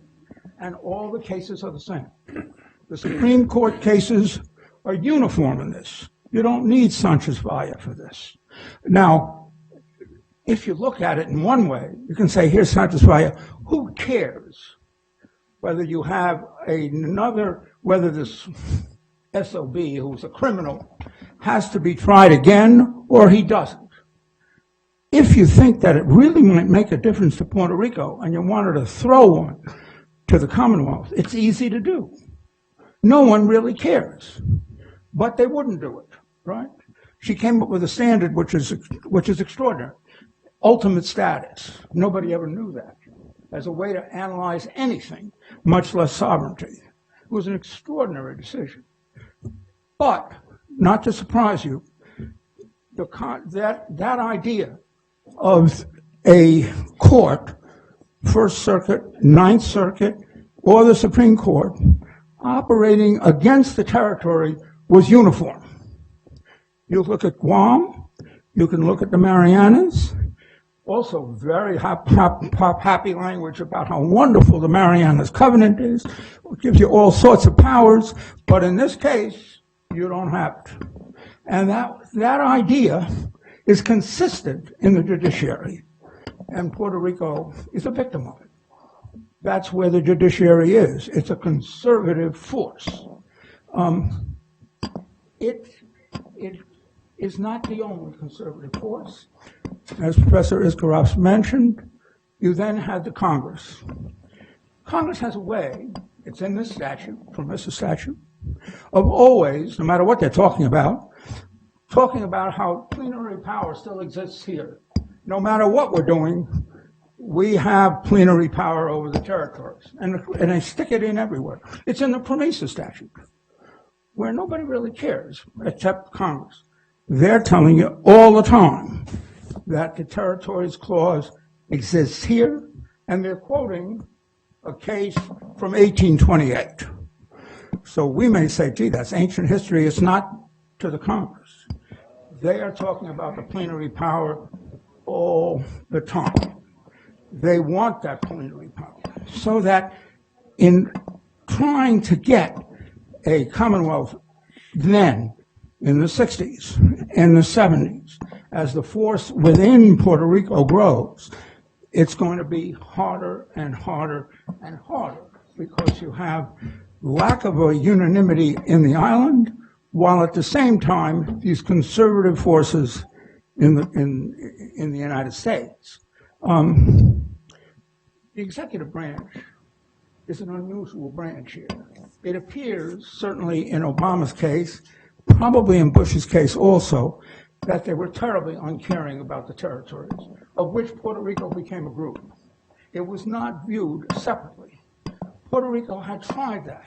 Treat us separate from these other territories. These other territories apply or are covered by the Department of Interior. We're not. The idea of not was very important. The thought being that then Puerto Rico's problems, the Commonwealth's possibilities, would be direct with the White House. That has not proved to be true. The White House seemed to then shut the light off. And now, as in the PROMESA statute, it seems to be the Secretary of the Treasury. Well, that's probably better than the Interior Department, but not totally. If you look at the statute modestly carefully, there are things that are requested that are unusual. They asked the GAO to do a study of the territorial debt of all the territories. What's going on there? It seems to suggest that there are analogies in the other territories. You'll be able to look at the other territories, what they want or have as debt, and we can compare it to what the PROMESA statute and the board does. Maybe. Maybe not. What is the Congress trying to do here? They specifically mentioned the Marianas and the Samoa. Are they really going to bring that into this coverage, no matter how aggressive the Congress wants to be? After all, Samoa has a totally different land system, which they're very proud of, this communal land system, and a Matai structure, a clan structure, which is very hard to work with outside its own islands. And the Northern Marianas, they've got a covenant, like Puerto Rico has its covenant. And the issue is the significance of that. The Commonwealth wants that covenant, as I think Puerto Rico wants its compact. In the covenant, in the Northern Marianas, the Ninth Circuit also gives you language like Sanchez Vallejo.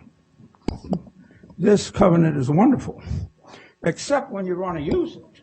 Then, well, we're not so sure it applies in this case. Richards versus Guerrero, if you want. A quote, a little pompous, I'll throw that out. And so that there is a case that'll give it to you. They are aware of what is going on. One thing I should mention, because I don't think Detroit is unique. I think the unique institution comparable to PROMESA is the DC Control Board, which went on for 4 years and was, I think, relatively successful. Two things about it are important. They were sued 32 times. So it's not as if there's no resistance and you roll over. There's resistance, and there's going to be resistance here. What mayor or governor is not going to resist a board coming in and taking authority away from you? You're going to get a fight, always. Mayor Barry, who handled the DC Control Board situation, he attended all the meetings, kept his mouth shut when he knew better. But eventually, it all worked out. In the 32 cases, the DC Control Board wins them all except one, which is pretty good odds. in all of that. There's going to be lawsuits here too. And we can accept it. The last comments from the gentleman about what has to be done in terms of the creditors is part of that issue. How are you going to get the cooperation of the people, whether it's the governor, local mayors, legislative council, to work with the control board. The control board in the District of Columbia, they never got anybody to work with them formally. Never. They eventually did what they wanted and then said, well, this is what we want to do. If you want to oppose it, let us know. So you were sort of stuck. You have to come in afterwards. That was the position because the mayor wouldn't go in front. You come first, and then they'll come. But they had to get their own program going, and they had basically a young wizard, who later became mayor, who was able to figure out what was going on in the DC budget and then plan it within this.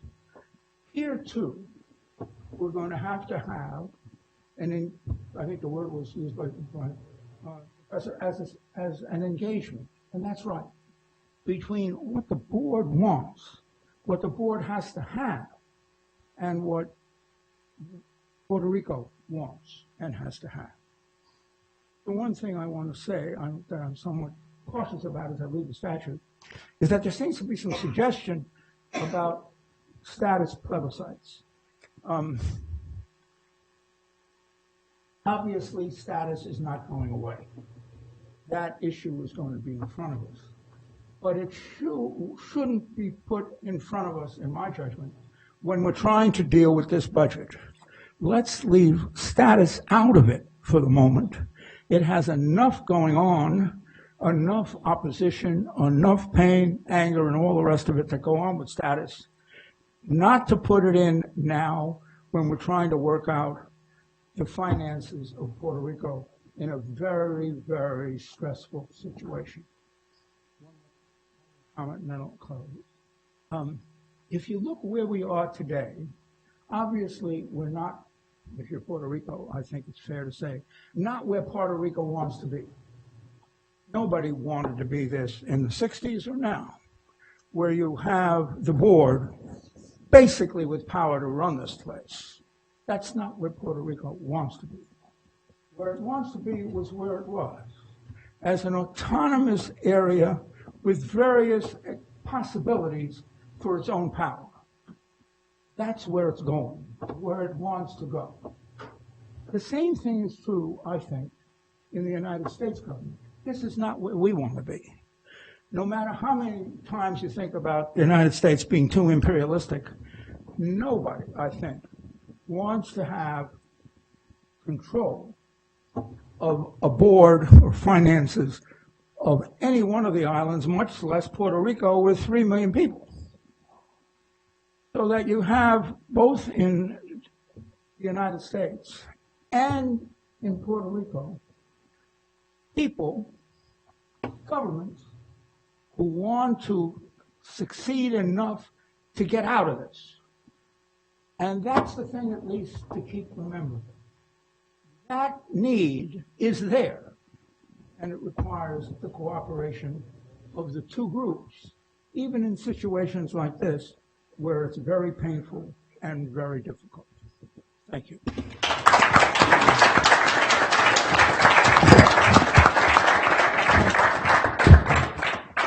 Thank you very much, Professor Lewis. Now we will have with us Professor David Presbari. He will address federal relations and sovereignty.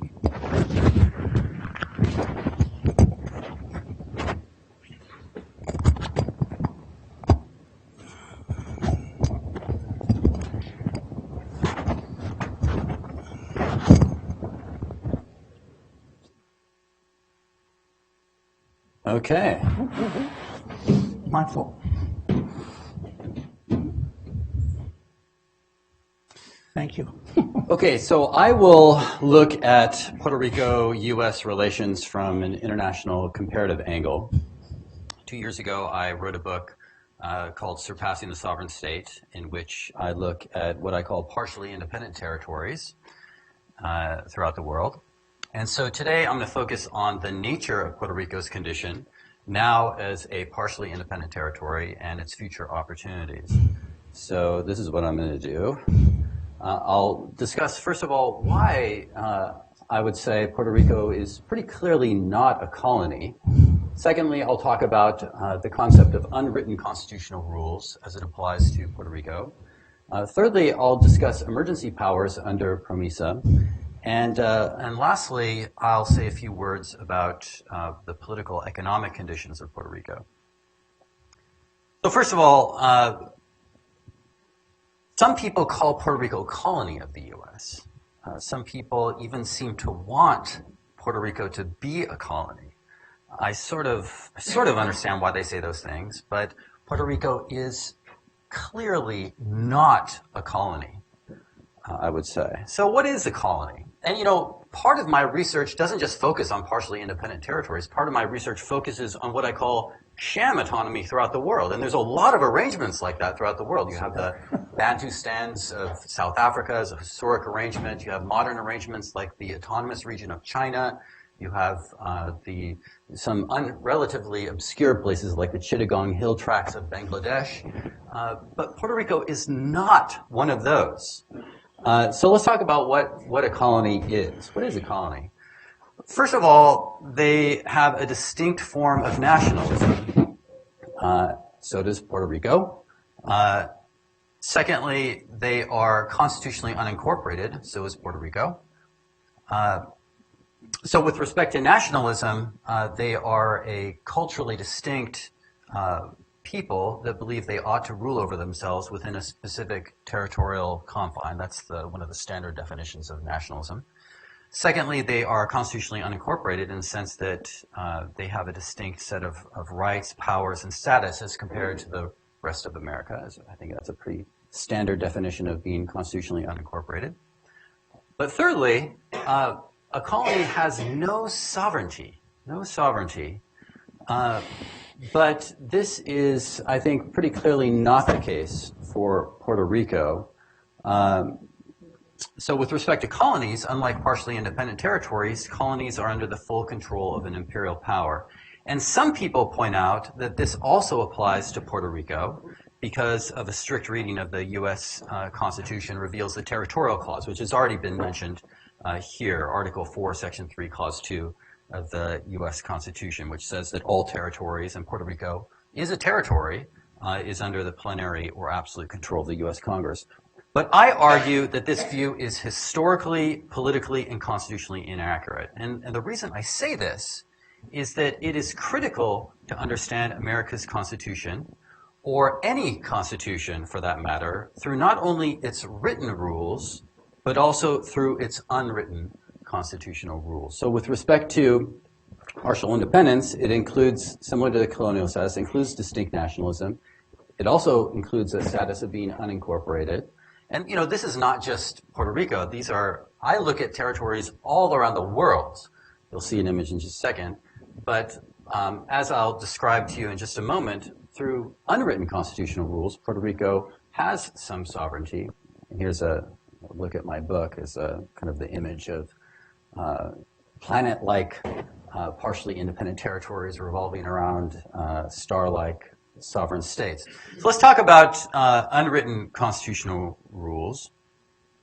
So the constitutional structure of a political system is what you could call the small c constitution. And it's made up of not just the written rules, but unwritten rules, which are sometimes also called convention in the literature. We'll just call them unwritten constitutional rules. Now, in the fields of law and political science, there is a weighty and sizable literature that discusses these unwritten rules. Some of the panelists are no doubt familiar with some of the literature. Indeed, legal scholars like Thomas Gray have long observed that some of America's most important rules are unwritten. So, for example, the principle that the courts have power of judicial review over the Constitution, it wasn't derived from any formal legal rule. Instead, it came from the 1803 case Marbury v. Madison, in which justices reasoned that it made sense for them to have such powers, and then therefore it came to be. And so one of the things that my book illustrates is that the powers of partially independent territories are not only entrenched or made very difficult to change through formal entrenchment mechanisms, and there are partially independent territories that are entrenched in that way, but also in some cases through informal or unwritten constitutional entrenchment, as in the case of Puerto Rico. So let's go a little bit deeper than that. Let's talk about Puerto Rico's unwritten constitutional entrenchment. So in many ways, it should come as no surprise that Puerto Rico's post-1952 constitutional order is entrenched by unwritten rules. It's, for example, widely known that Puerto Rico's first governor, Munoz Marin, when formulating what Puerto Rico would become after 1952, Munoz Marin and others, they drew upon the relationship between the historic British dominions and the United Kingdom. Now, one of the chapters in my book is about British territories, like the British dominions. And one of the fascinating things, you might think, oh, British dominions, historic cases, you might be willing to go to sleep. Don't go to sleep. I would say that they are fascinating cases for a number of reasons. One of the fascinating things about these political systems is that in terms of legal rules, they were all blatant examples of colonies. On paper, they were all colonies. The British Governor Generals, on paper, as far as legal rules were concerned, were in some ways like autocratic rulers who could do whatever they wanted.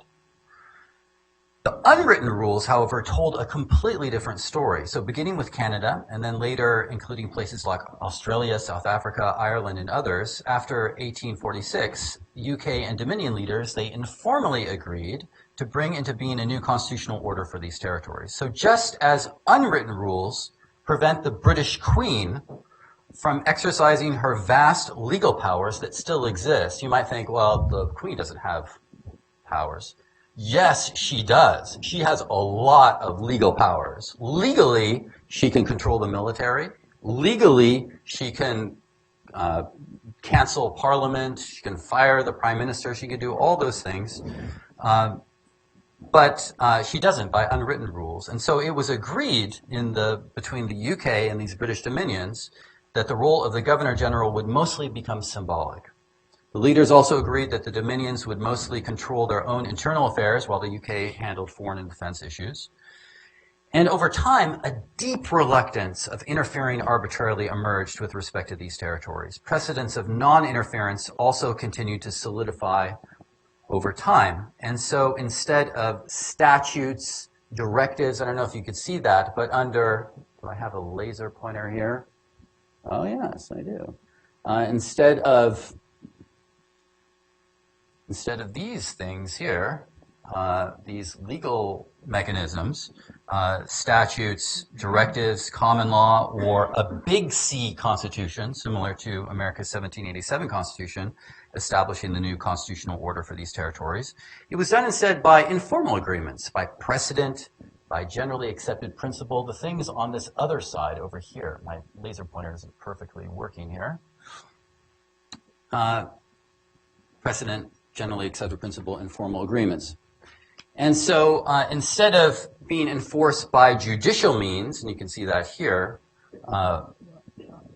such rules were enforced through political difficulty, through benefits, through political inertia, because others have done it, you are pressured to do it, and political mores, in the sense of constitutional morality, a deep sense of constitutional morality. Likewise, in Puerto Rico, after 1952, similar conditions prevail. Congress's plenary power is indeed legally intact. I don't deny that. It is legally intact. It's still there. There's been no constitutional amendment. But nevertheless, it is nullified and rendered inoperable by unwritten rules. So in place of the frozen territorial clause is the rule that the central government ought not usurp Puerto Rico's 1952 arrangement without its permission. Similar to the constitutional relationship between the British dominions and the British government, the legal documents, such as the territorial clause, they say one thing, but informal agreements, principles, and increasingly with the course of time, precedents of non-interference, they convey a very different constitutional picture. So as far as informal agreements, an example of that, excuse me, was articulated through the exchange of letters between Munoz Marin and President Harry Truman. The governor mentioned that, which underscored that powers cannot be changed except by mutual agreement. And in fact, another form of mutual agreement, of informal rules that exist, unwritten constitutional rules exist, it happens all the time in Congress, where members of Congress are making deals with one another. It's not enforceable by the judiciary, but are you going to say that it's not an agreement? It surely is an agreement. It surely is a rule. Another articulation of unwritten constitutional rules is deeply held principle, and in this case, it's the principle that Puerto Rico's powers cannot be arbitrarily taken away. And these have also been articulated by a number of federal courts, including 9 non-binding dicta statements by the Supreme Court when, for example, in 1982, they said that Puerto Rico, like a state, is an autonomous political entity, sovereign over matters not ruled by the Constitution. And in fact, even after the, and in fact this was mentioned earlier in the panel, even after the 2016 Sanchez-Valle case, although the Supreme Court decided that Puerto Rico does not have sovereignty for the purposes of double jeopardy, they reaffirmed the view that Puerto Rico is sovereign, similar to a State of the Union. You know, as a political scientist, I'm always looking for test cases, right? If someone says that I have an invisible shield around me, I would want someone to test that, right? I don't actually have an invisible shield around me, but I would want you to test it if I claim that. Maybe throw something at me, a piece of chalk, and then, wow, if it bounces off, then you know it's real. One of the key test cases for Puerto Rico, because you know anyone can claim anything they want. We got Puerto Rico sovereign, it's not sovereign. One of the test cases for Puerto Rico and its ability to exercise this form of sovereignty came when Puerto Rico succeeded in pushing America's military out of Vieques in 2003 after its pollution on the island further underscored the rule that America ought not intervene in Puerto Rico except through mutual agreement. You know, there were key members of Congress that were pounding their fist on the table saying Puerto Rico is a colony. We can do whatever we want with Puerto Rico. But that was an interesting test case. So I want to turn now to the issue of emergency powers. So although it's true, and you know, this is important because someone might say that, Puerto Rico, yeah, you might say that Puerto Rico has some sovereign powers, but look at PROMESA. Now, the federal government is intervening, taking these powers away. Clearly, it's not self-governing. So let's deal with that issue. Now, although it's true that the federal government has taken control of Puerto Rico's finances under PROMESA amidst a grave economic emergency, I argue that this is not a usurpation or violation of Puerto Rico's self-governance. In accordance with Puerto Rico's 1952 arrangement with the U.S., Puerto Rico's powers cannot be taken away by the unilateral fiat of the federal government without its consent. So what happened was that there was a financial emergency, and Puerto Rico called 911. And the ambulance that showed up was PROMESA. And so with PROMESA, the U.S. government didn't wake up one morning and arbitrarily take powers away from Puerto Rico because Puerto Rico is a colony. Far from that. Instead, PROMESA is a case of, one, Puerto Rico giving its consent to, amidst a grave economic emergency, for the federal government to, three, temporarily exercise powers over its finances. Temporarily. And PROMESA would never have been passed without those three features. Puerto Rico's consent in a real emergency, three, on a temporary basis. And although it is unprecedented in America's context for the federal government to exercise such emergency powers, it has happened in other partially independent territories in other parts of the world. So my book, my 2014 book, examines such cases in the second half of chapter 4. This has already happened. My book, you know, it's written in 2014, didn't predict PROMESA, but it discusses similar sorts of events occurring in other parts of the world with other partially independent territories. The big C constitutional basis for PROMESA is, of course, the territorial clause. And as was mentioned, it is actually in the PROMESA Act. But the little c, unwritten constitutional basis for PROMESA is based in the delegation of emergency powers. This has already been discussed in Youngstown Sheet and Tube Company versus Sawyer, a Supreme Court case from the 1950s, where the Supreme Court already talks about emergency powers and its nature. And I think it fits fairly well in some respects with what's going on with PROMESA. So as individuals, we have all sorts of rights. We have rights to our possessions. We have rights to go where we want. We have rights, at least in free countries, rights to not be assaulted. We have a violation of any of these rights would be a grave violation of our individual autonomy. Here I'm using an example of individual rights as an analogy for a partially independent territory like Puerto Rico. Now, what if one of us gets run over by a truck? The ambulance comes, and lots of things can happen. Emergency workers can put their hands on us and give us treatment. They can temporarily take hold of our possessions. They can take us to the hospital. If we're unconscious, presumably we don't give consent for that. And they can do many of these things that under normal circumstances would be grave violations of our rights. But it's emergency. And the role that they play is temporary. And their intention is to help. And they are accountable to a separate body. But under such circumstances, we don't feel like our individual autonomy has been breached. On the contrary, putting us back on our feet, making us whole again. These are things that are consistent with autonomy and sovereignty. They are not a violation of it. And I argue that in my book in 2014. Similarly, the fact that a third party is available to freeze lawsuits, to force compromise among creditors, and foster conditions of solvency, these are useful features that would not be available to a fully sovereign state. And the fact that the federal oversight is sticking around until Puerto Rico regains access to capital markets and has 4 consecutive years of balanced budgets is not necessarily a bad thing. Now, as per Youngstown Sheet and Tube Company versus Sawyer, however, the power of the Oversight Committee, as the Supreme Court once said in the 1950s, in any emergency powers allocation, the power, in order for it truly to be emergency powers, its power, here the federal oversight body, needs to be lodged with another institution. And the implication is that there needs to be oversight. There needs to be oversight over the oversight. Otherwise, if the oversight board could just do whatever they want to do, then that is a form of autocracy. That is a form of tyranny which departs from justifiable emergency powers in any democracy.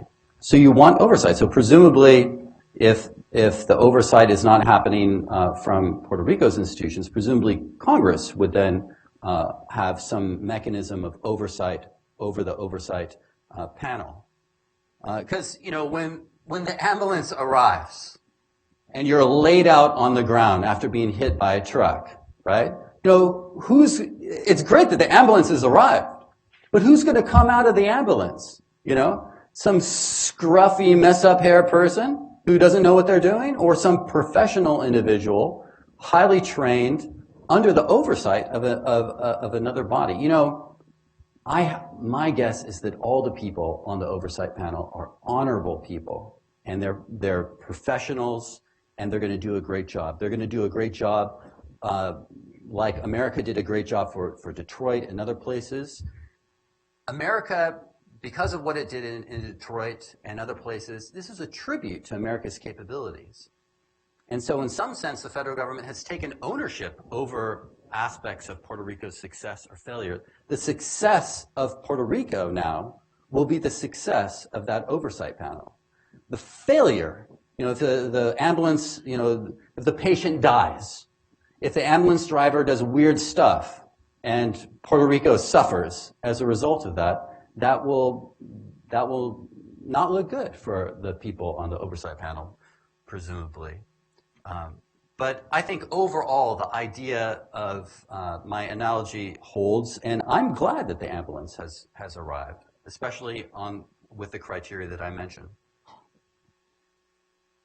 Now,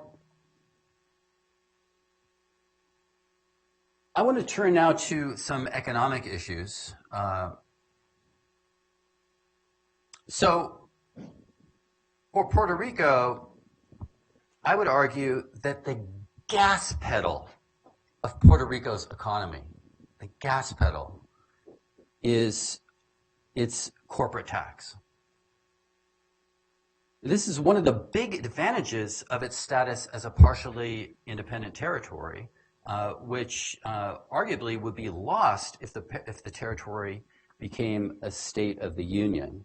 If you accelerate the pedal of low corporate taxes, and investment and capital pours into the territory, the economy revs up. I'm not talking about some future. I'm talking about the past. You accelerate that gas pedal of low corporate taxes, the economy revs up. Puerto Rico's economy revs up. Take your foot off the pedal, and you have some of the economic disaster that we see today.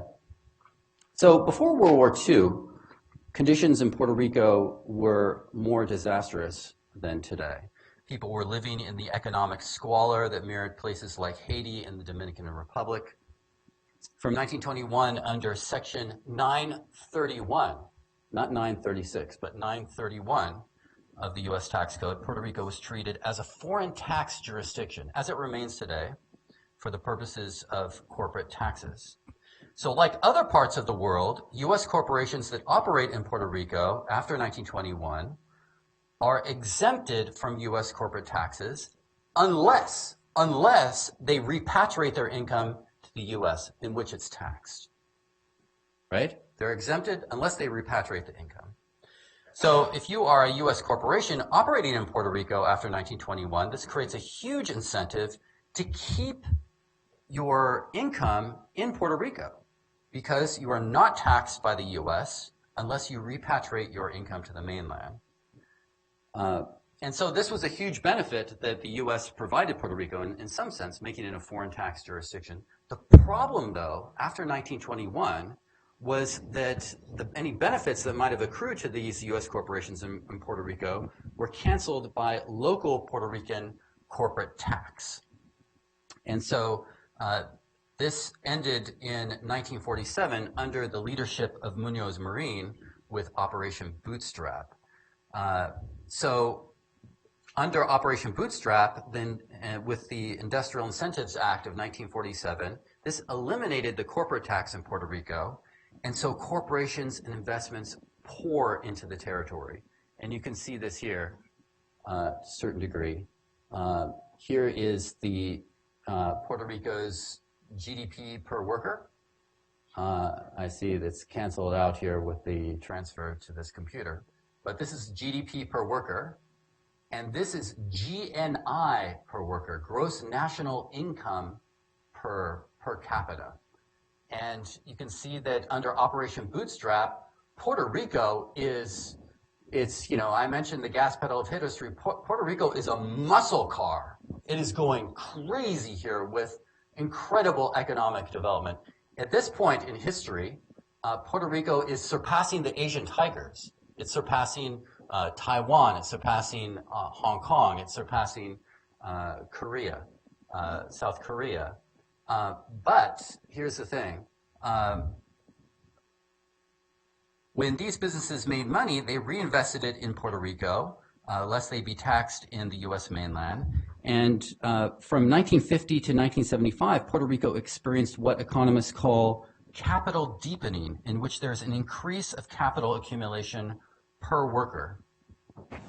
So Puerto Rico's economic trajectory, though, changed with Section 936. I know we're short on time. Let me finish up here. So Puerto Rico's economic trajectory changed with Section 936 of the U.S. Tax Code reform of 1976, and as that was anticipated, By the way, this is what we're seeing here is GDP per capita. It's not just GDP per capita or GNI per capita. This is GNI per capita, GNI per capita, and GDP per capita as a percentage of America's economy. Okay?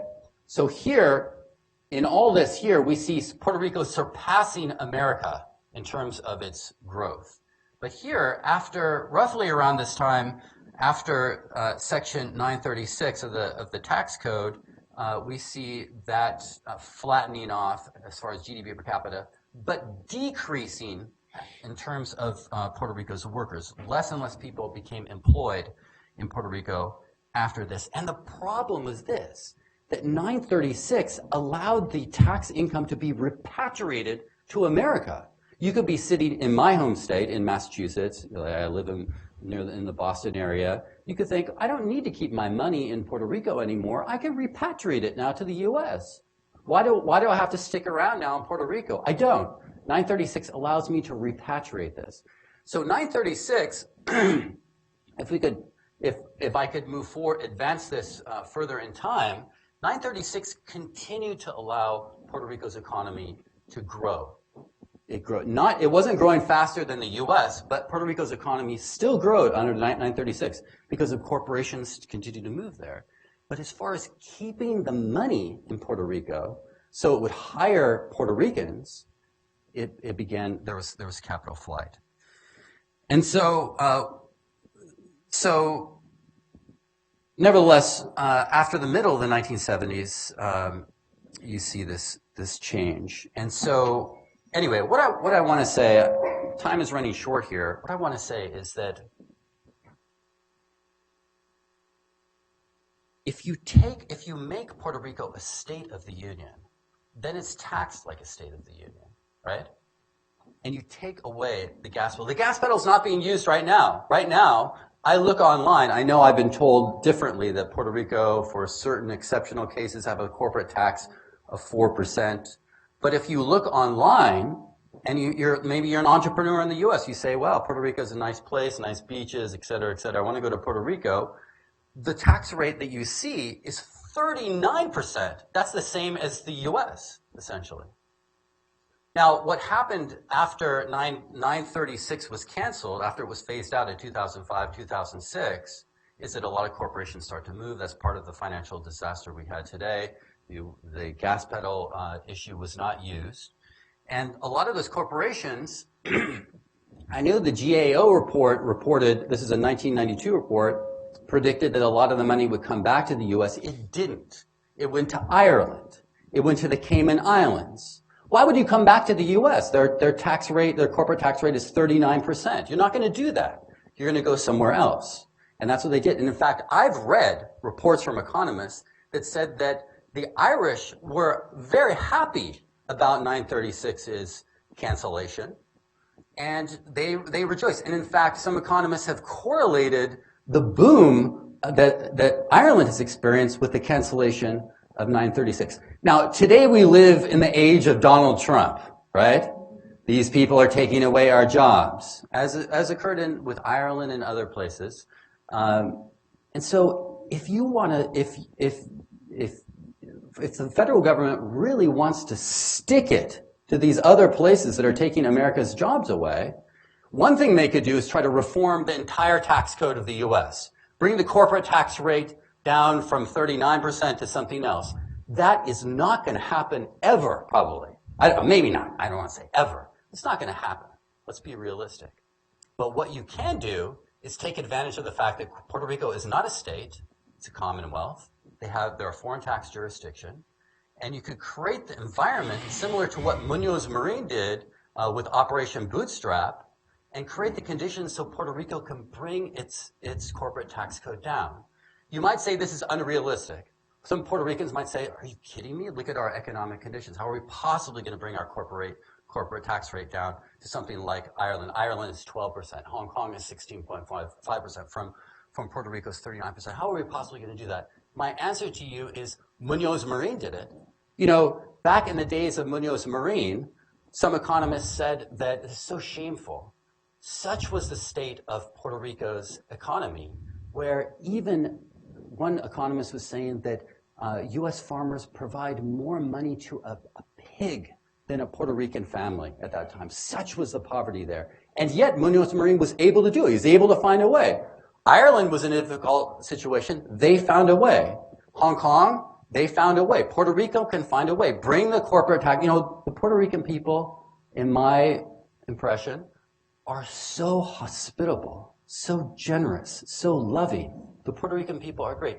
They need to extend some of that Puerto Rican hospitality more to the business community in a variety of ways. But I have more to say on this forever, probably, but my time is running short, so I'll stop there.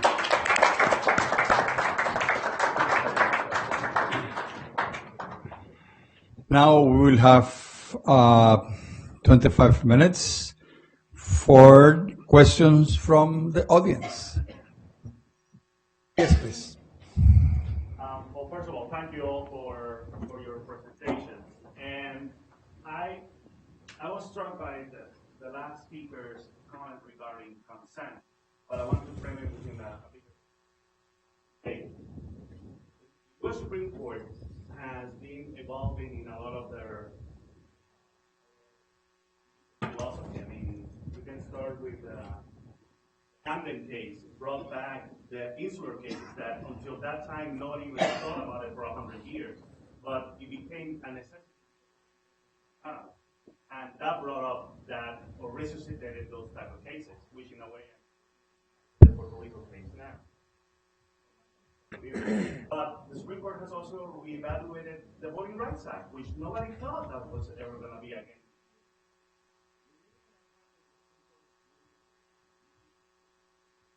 Re-examining different stare decisis decisions that we thought were now going to be reviewed, and now they're being reviewed. So I wanted to ask some of the panelists that talked about the Supreme Court, how are we moving forward as the Puerto Rico issue will continue to come up as long as the crisis and the legislation that was enacted into law is going to be reviewed eventually. But consent, maybe I want to ask you about and maybe the scholars as well, about the other scholars as well, about the niceties of process. The 1950-52 process created a definition of consent that, as was laid out, it was voter approved, revision, voter approved, congressional approved twice. That did not happen under PROMESA. The definition of consent is different. Does the process matter in terms of what consent is? Thank you. Well, I'm skeptical of the idea that PROMESA was a consensual act. When you hold the gun to someone's head, they may agree. We rarely credit that in law. I think that PROMESA was the imposition of superior power over a defenseless commonwealth. That being said, I think that PROMESA, both within its terms and perhaps as put into practice, can be a vehicle for restructuring not only the debt of Puerto Rico, but establishing a working relationship between Puerto Rico and the Congress and the U.S. government that will give greater contemporary meaning to the Commonwealth, to the idea of a Commonwealth. One has to recall that the Commonwealth originates from congressional action and, as you said, from a constitution that was approved by referendum by the people of Puerto Rico. But Commonwealth is not a legal term in the United States, and in fact the term doesn't exist at all in Spanish. So you have Estados Libres Asociados, and so it's a creative solution to an ambiguous relationship. It needs to develop over time, and the United States has renegotiated the Commonwealth relationship with other territories, formal territories, and I think that PROMESA may be the basis for reorganizing the relationship with the United States. I think that realistically there is no other solution. Puerto Rico can't be a state. It has a half or a third of the level of growth of domestic production that Mississippi does. To put it under all the obligations, including the tax obligations, would severely damage Puerto Rico's economic prospects. Independence is a non-starter. Independence would mean that Puerto Ricans lose the most valuable asset they have, which is American citizenship. And any governor of Puerto Rico that I think proposed putting at risk American citizenship would be shown the door very quickly. So it's a practical solution to a complicated relationship. Crisis begets solutions, and I think that the Commonwealth relationship will have to be reestablished through this. Yes, please. Yeah, I think I would say that it was, I would argue, fairly clearly a case of consent. It's not just the fact that the governor gave consent and members of the Puerto Rican legislature spoke with people in the federal government. It's much more than that. For quite some time, as all of you know, presumably, Puerto Rico was asking for some sort of federal intervention. It was pleading, begging the federal government to provide that sort of intervention. And so this is what they came up with based on precedents of the past, building on successes in the past. I mean, who knows? It's an imperfect instrument, but I would say that it was based on consent. My father is going through some very difficult medical issues. And when the doctor approaches my father, they say, well, you have option A, you have option B, option C. Option C is death. Option A and B are the treatments. And none of them are what the airy-fairy ideas that my father might have in mind. It is a doctor, though, and these ideas are based in precedent and other cases, as is Promesa. So hopefully there will be oversight over the oversight panel, and things will go well, similar to some other cases that we've seen in the U.S. Could I hop in just a moment? I mean, I think consent really is, in a sense, the heart of the idea of the Commonwealth. It was quite a remarkable historical feat to have a territory, what had previously been a colony, exercise its own consent in choosing its political status. And I think that's why it was so important back in the 50s when the idea of the compact was introduced into Public Law 600. It was not just that the United States was telling Puerto Rico, this is your future government. It was, we are inviting you to do it as an act of your consent to this. You came up with this status. I think, the Supreme Court this was an issue on which the federal government, I think, has changed its positions over the years. Back in the 1960s, the Office of Legal Counsel said that you can have these kind of arrangements like the Commonwealth that can't be changed except with mutual consent, where Congress basically gives up its unilateral power.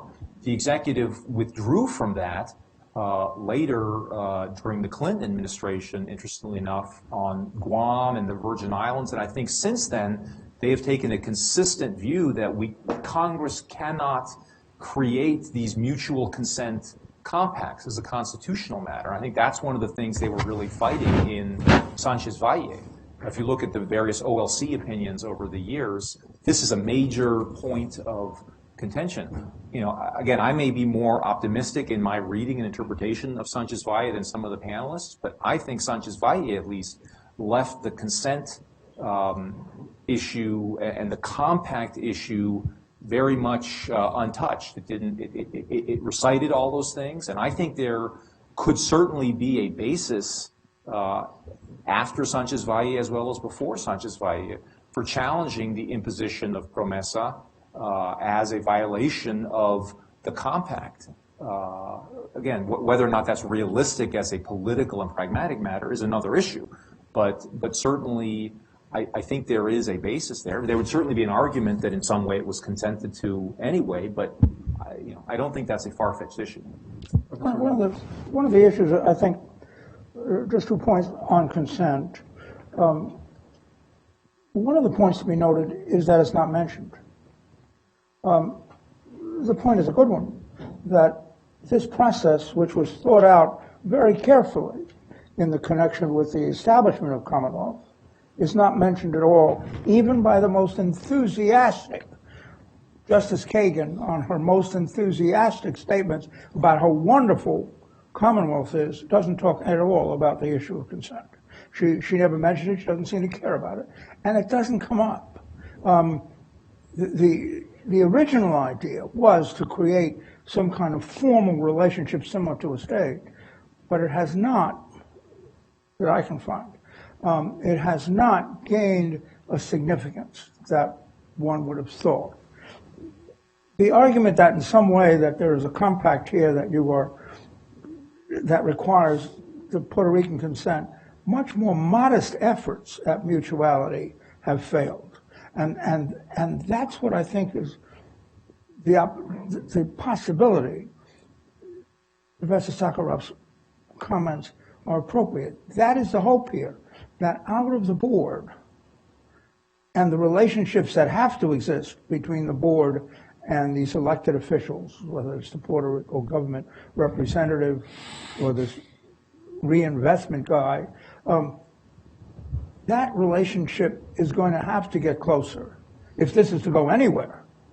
And it's in that relationship as it gets closer that the existing Puerto Rico status gains. This is not to say that the whole status matter is going to be settled by the board, not by a long chalk, but there is the possibility of gaining a different kind of vitality for what you have now if this relationship between these elected government representatives and the board becomes significant. Okay, one thing to I think consent is a funny concept because in democratic societies we think of consent in two ways. One is the original agreement to be part of the polity, but the second is the retrospective consent of being able to vote the bums out. The problem with PROMESA is that the people of Puerto Rico have no capacity to vote the bums out, and so there's no democratic accountability. And that's the most troublesome issue. It's not the formality that the governor was called and given the courtesy of being told this was going to be done. It's the capacity to weigh it in practice.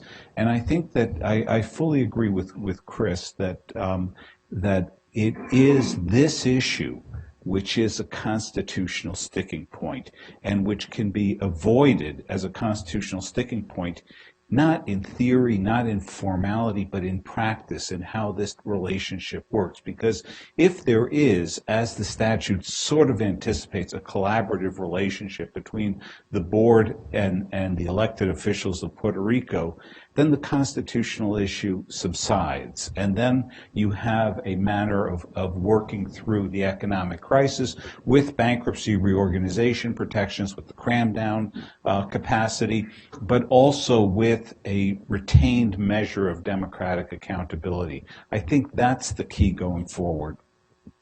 Yes, please.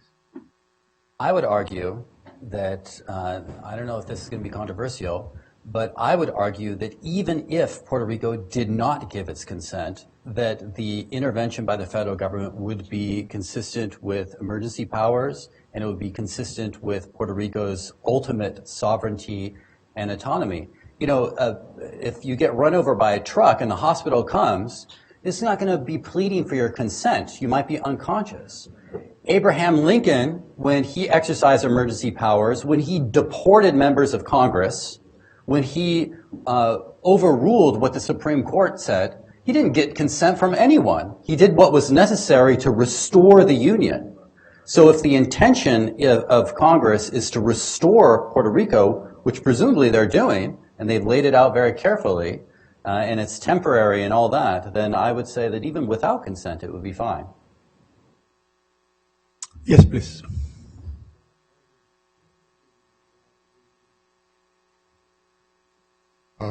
With regard to bringing corporate rates down in Puerto Rico itself, I know that Dr. Laura has had experience with some of these policy proposals.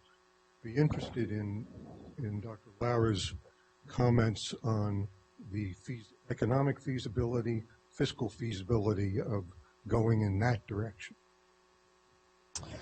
Well, if we're talking about reducing taxes right now in the middle of this crisis, it's not something that we can contemplate at this point, because we need every cent that the government can raise in revenue at this moment.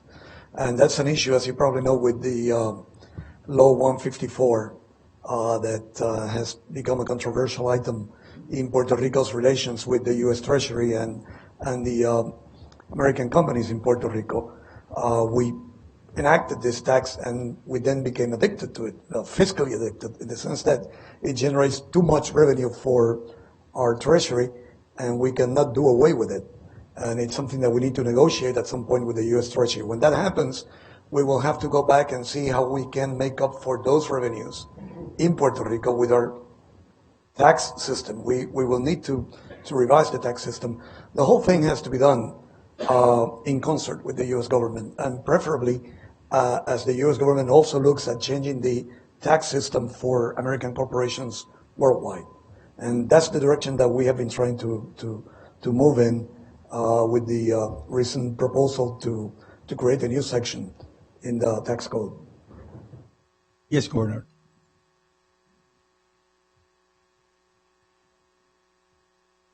Have addressed.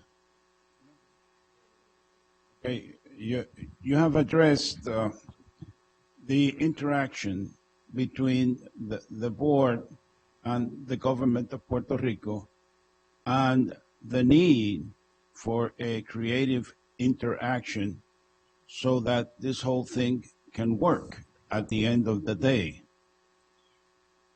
Now,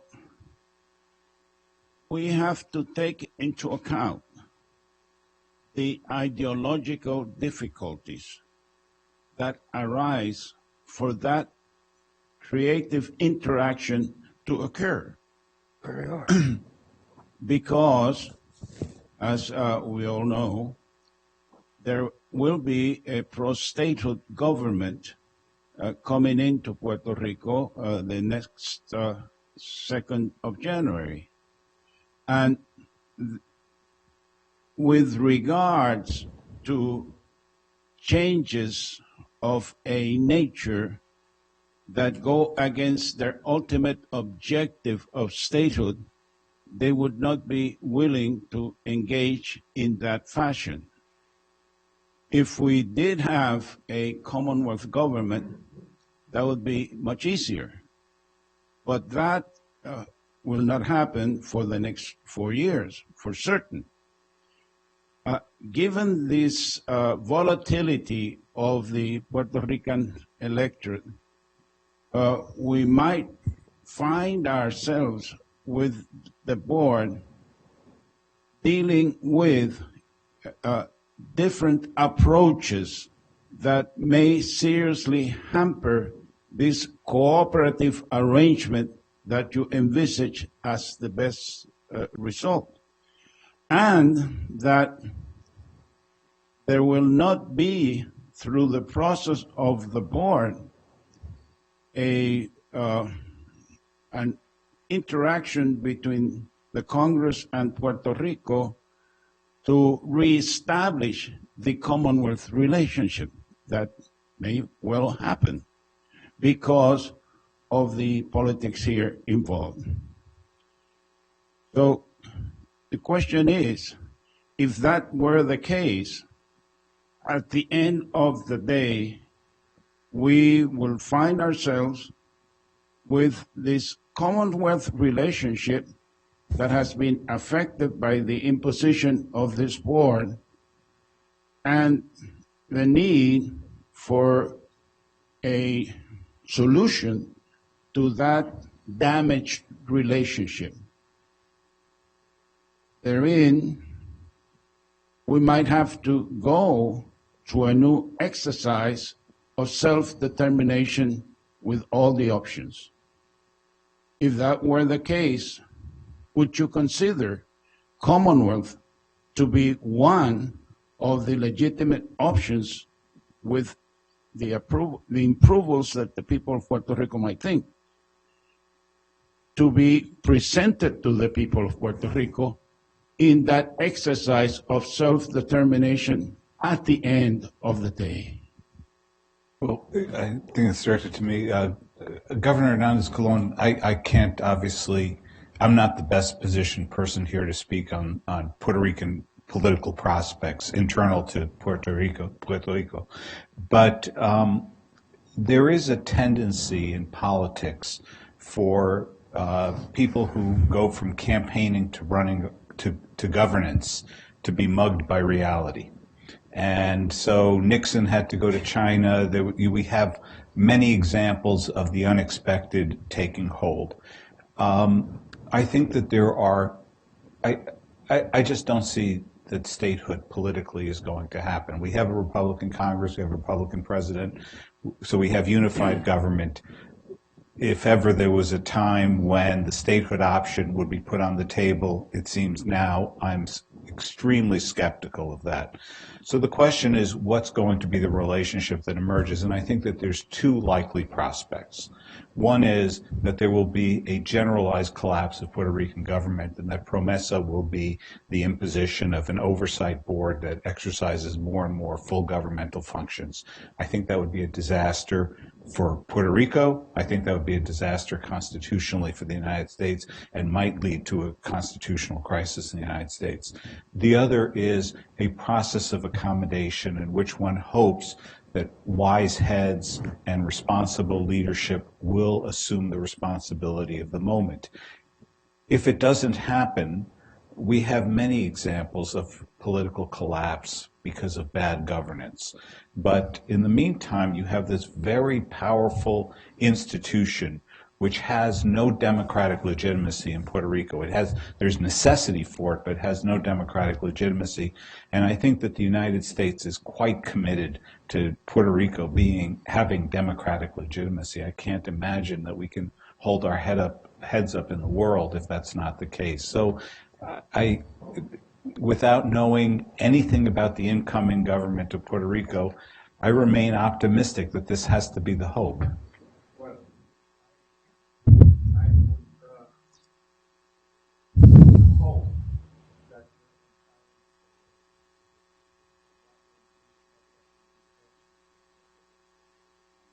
Hope that that should happen. Now, if it doesn't happen, and we have to go to an exercise of self-determination at the end of the day, can Commonwealth be one of the legitimate alternatives? I don't see any other alternative. I think it's not only a legitimate alternative, it's hard to imagine another governmental structure that's practical at this moment in Puerto Rico that meets the requirements of democratic legitimacy, capability of governance, and the maintenance of this difficult relationship with the United States. I don't see anything else that anyone has put forward that has a realistic prospect. Yes, David. Yeah, I would argue that going forward, the Commonwealth status into the future, Commonwealth status is, in my humble opinion, a no-brainer. And the reason why I say that is that it allows for tailor-made arrangements, tailor-made solutions. You know, if you're a doctor, a patient comes to you, if you're a patient and you want some medicine, you don't want the treatment for some other patient. You don't want the medicine for some other patient. You want the medicine and treatment that apply to you. And so with statehood, you get a one-size-fits-all package deal, right? I come from Massachusetts. Massachusetts is bristling with economic muscle. It's like an athlete, bristling with muscle. What's good for Massachusetts is not good for Puerto Rico. Puerto Rico is unique. It has its unique problems. Massachusetts bristling with economic muscle. Maybe you tell Massachusetts to do 100 push-ups, right? That's what's good for Massachusetts. You tell the same thing to someone who's been run over by a truck. That's a bad idea. So Puerto Rico needs these tailor-made solutions. For example, the 1920 Merchant Marine Act, the Jones Act, which essentially imposes a artificial tariff on Puerto Rico, essentially, because Puerto Rico has to pay for U.S. flagged ships. Essentially, a way to boost the trade unions, the shipping trade unions, supported by the Democratic Party. in Congress. And it's just such a damaging thing. It's one size fits all. Massachusetts might be happy about that, but because Puerto Rico is an island and it uses that shipping for imports and exports, it's so damaging. Why would you want that one size fits all thing to apply to Puerto Rico? You don't want that. You want some specialized thing. Now, the fact is that throughout history, sometimes it's happened that specialized garbage policies have been applied in Puerto Rico, right? Like before PROMESA, you had a situation where the bankruptcy was not available to municipalities and other organizations in Puerto Rico. That was terrible. But overall, I think the specialized solutions throughout history have helped transform what was essentially a clone of the Dominican Republic, Puerto Rico in many respects, into what we see today as a first world sort of environment with severe problems. Yeah, I think one of the geniuses of the Commonwealth is its flexibility. And I think, as Professor Sakharov just said, if you take independence, or if you take statehood off the table as politically unrealistic, what are you left with? Then you're left with either independence on the one hand, which is, I think, unpalatable to a lot of people in Puerto Rico, or then you just have some form of Commonwealth, whether it's the form we've known or some variation, but it's essentially some degree of a sovereign Puerto Rican government. And I think that is what is so important about Sanchez Valle. If you read the government's brief in Sanchez Valle, the Solicitor General's brief, it is somewhat terrifying because it really is very wooden. It basically says you can't have, under our constitutional structure, a sovereign territory. Either you have a territory that is subject to the plenary control of Congress at all time, or else you have a state. There's no wiggle room in between the two. I think the Sanchez Valle opinion written by the Supreme Court is a complete rejection of that theory. And I think it allows for the flexibility under the territorial clause. So not one justice, not one, accepted the view of the federal government that you cannot have a sovereign territory, that the territorial clause, instead of being a grant of power to Congress, is a limitation on Congress's power. That was in a sense, the critical issue in that case. Forget about this particular criminal being retried. That was the critical issue, and on that issue, Puerto Rico prevailed. Professor Leibowitz, any comments? Well, just one thing. The government won. We shouldn't pretend they didn't. I mean, that is the U.S. government in what it wanted, which is unfortunate, but they won it. And the continued role of the courts is unlikely to be very supportive of this flexibility. It may talk about it, but it doesn't quite do it. In the last analysis, I think, maybe this is Dr. Sakharov's point, maybe it's the governor's point, this relationship is what's going to determine where we go with the issue of whether Commonwealth or free associated state or whatever, when that plebiscite has to come. Prior to that time, there has to be a great deal of, if not negotiation, certainly engagement between the parties that are in power. I understand the statehood governor, but other groups that represent other parties also have a role with respect to participating, engaging that board. The board is going to be significant for a long time, and its role will depend on how it links to a variety of places without getting into status change, but just getting into where we are. And that, I think, is hard to predict in terms of what is happening. The DC Control Board, they just ran over everybody. There wasn't much negotiation or discussion. They just went. I don't think that's going to happen in Puerto Rico. It's more the problems are more difficult and it's broader, and the indebtedness pressure is so great, which was not true in the DC Control Board situation. But I think that engagement is unpredictable, but it's very important in terms of where it's going. Another question? Yes, please. Thank you. I'd like to come back to Dr. Lara and reactions to the presentation, the last presentation. The proposition, as I understood it, was that if corporate rates in Puerto Rico do not come down and repatriation is made easier, repatriation to the United States of corporate profits is made easier, that could be counterproductive. That is essentially the proposal that the governor has been arguing for. I'd be curious as to Dr. Laura's response to that particular argument. Would it be counterproductive to make repatriation easier, as has been proposed? Let me just say first that in Puerto Rico we do have a tax rate, a corporate tax rate that is 35%, 39% for some cases. But actually most of these corporations that are operating in Puerto Rico are operating with special tax grants that they negotiate on a case-by-case basis with the Puerto Rico government. And it's part of the incentive system that is provided under Puerto Rican law to attract these businesses to Puerto Rico. And then the problem we have faced in the past with the elimination of Section 936, but it's not just that issue, is that, well, if you're going to be giving them a tax advantage for them to come to Puerto Rico, it doesn't make any sense to do that if that tax advantage is going to be canceled by a tax in the United States when they repatriate their earnings. So that's why we used to call 936 a tax sparing arrangement. We are sparing the tax in Puerto Rico. We want you to spare it too, so that this works. That ended with Section 936. We continue to have local tax incentives in Puerto Rico, but those are no longer honored by the U.S. government. And so what has been happening is that these companies made other arrangements, and they are essentially moving their money around the world and not bringing it back to the United States.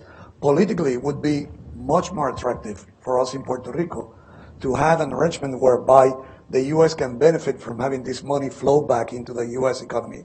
And we can also benefit from having the U.S. system allow us to operate an incentive system that is compatible with what the U.S. Congress wants to do with its own taxing of U.S. corporations. Yes, I think that sounds persuasive,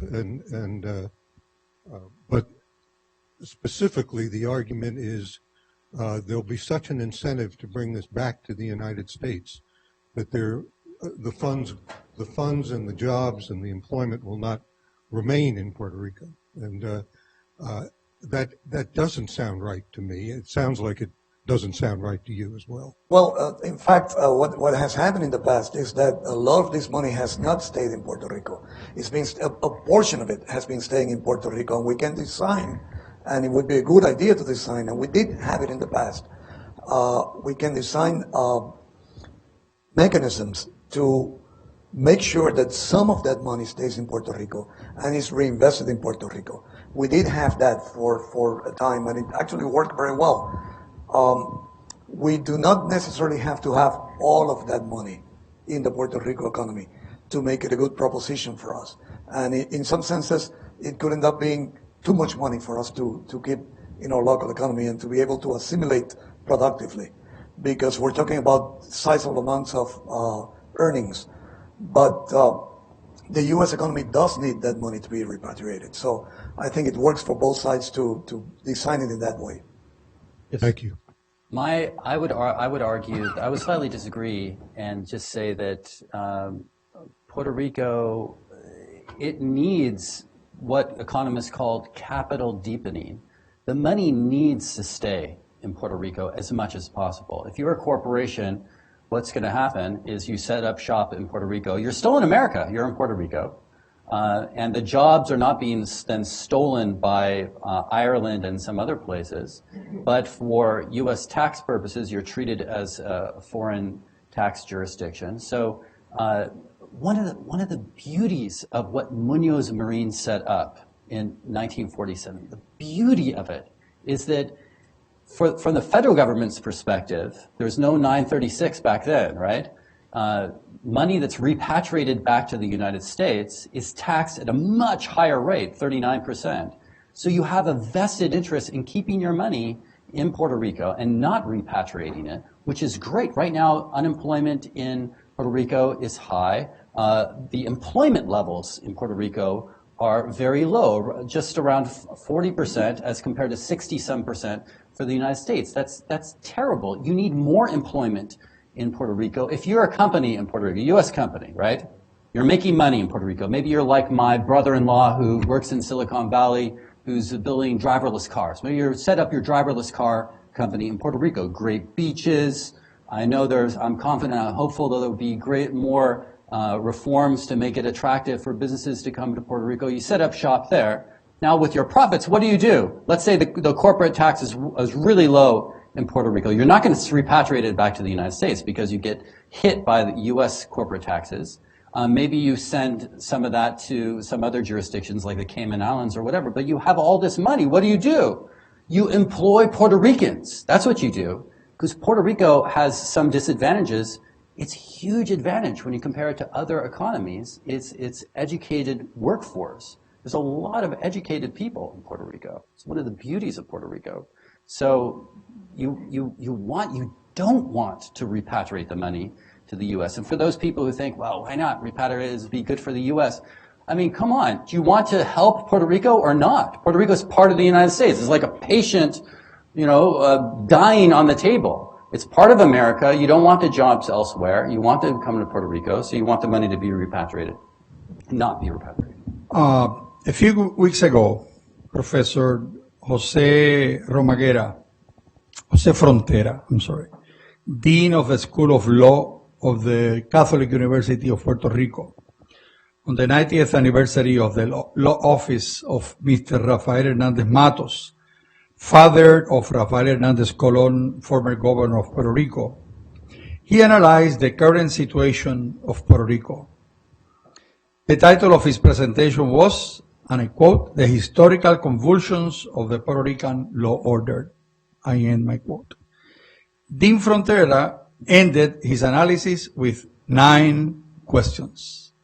First, does the distinction between the historical criteria versus structural criteria used by Judge Keegan in Sanchez Valle make sense?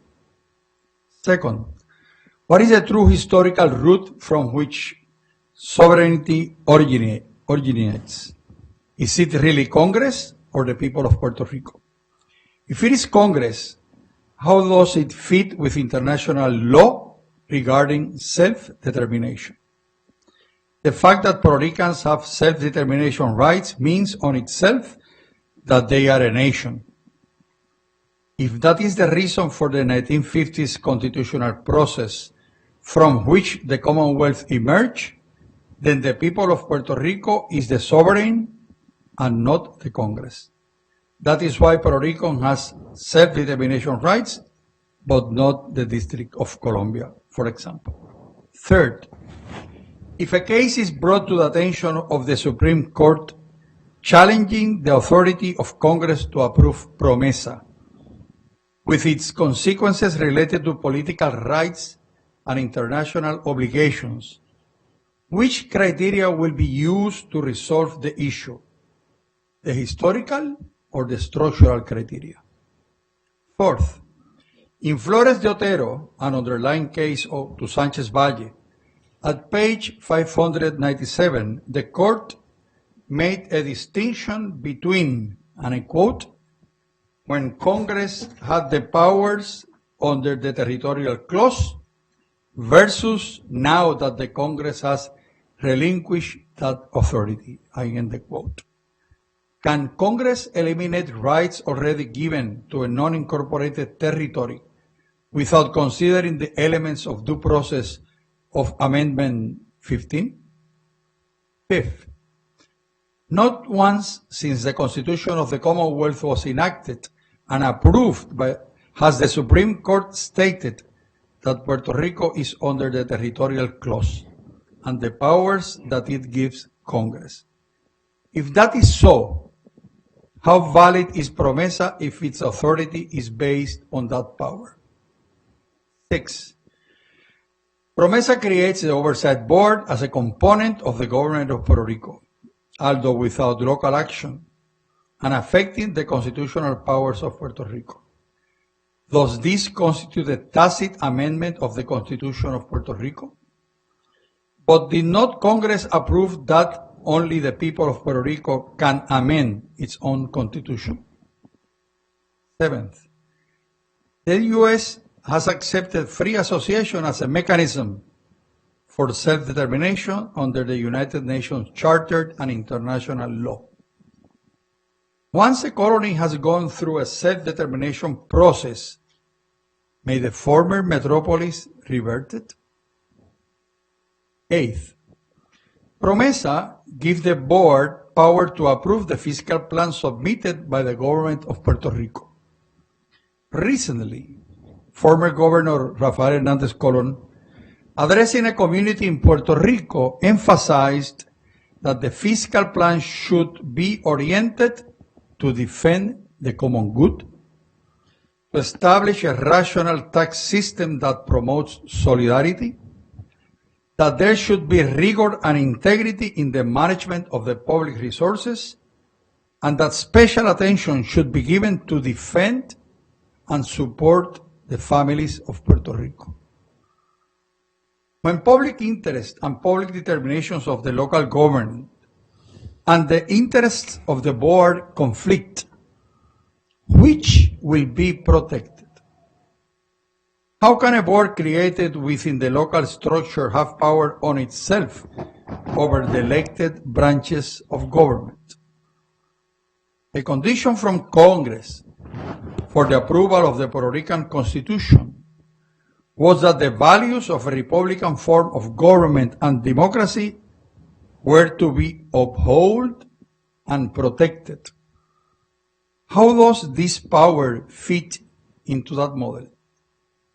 9th, and finally, if it is finally determined that the 1952 results did not constitute a self-determination process, is Congress and the U.S. government willing to initiate a new process that is final, self-executing exercise of decolonization, self-determination, and self-government?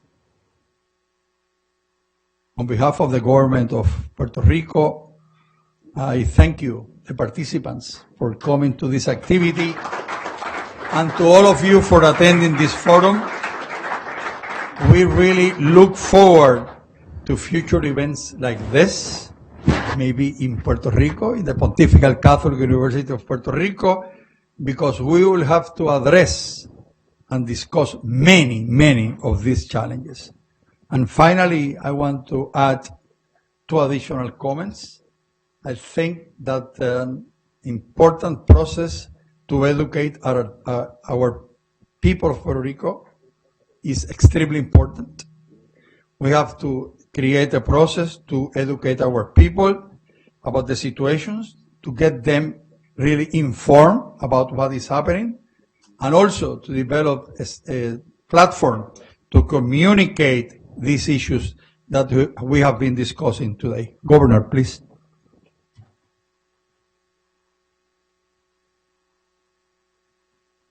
First, I want to thank President Belsarocho for sharing this forum with us and all the members of the panel.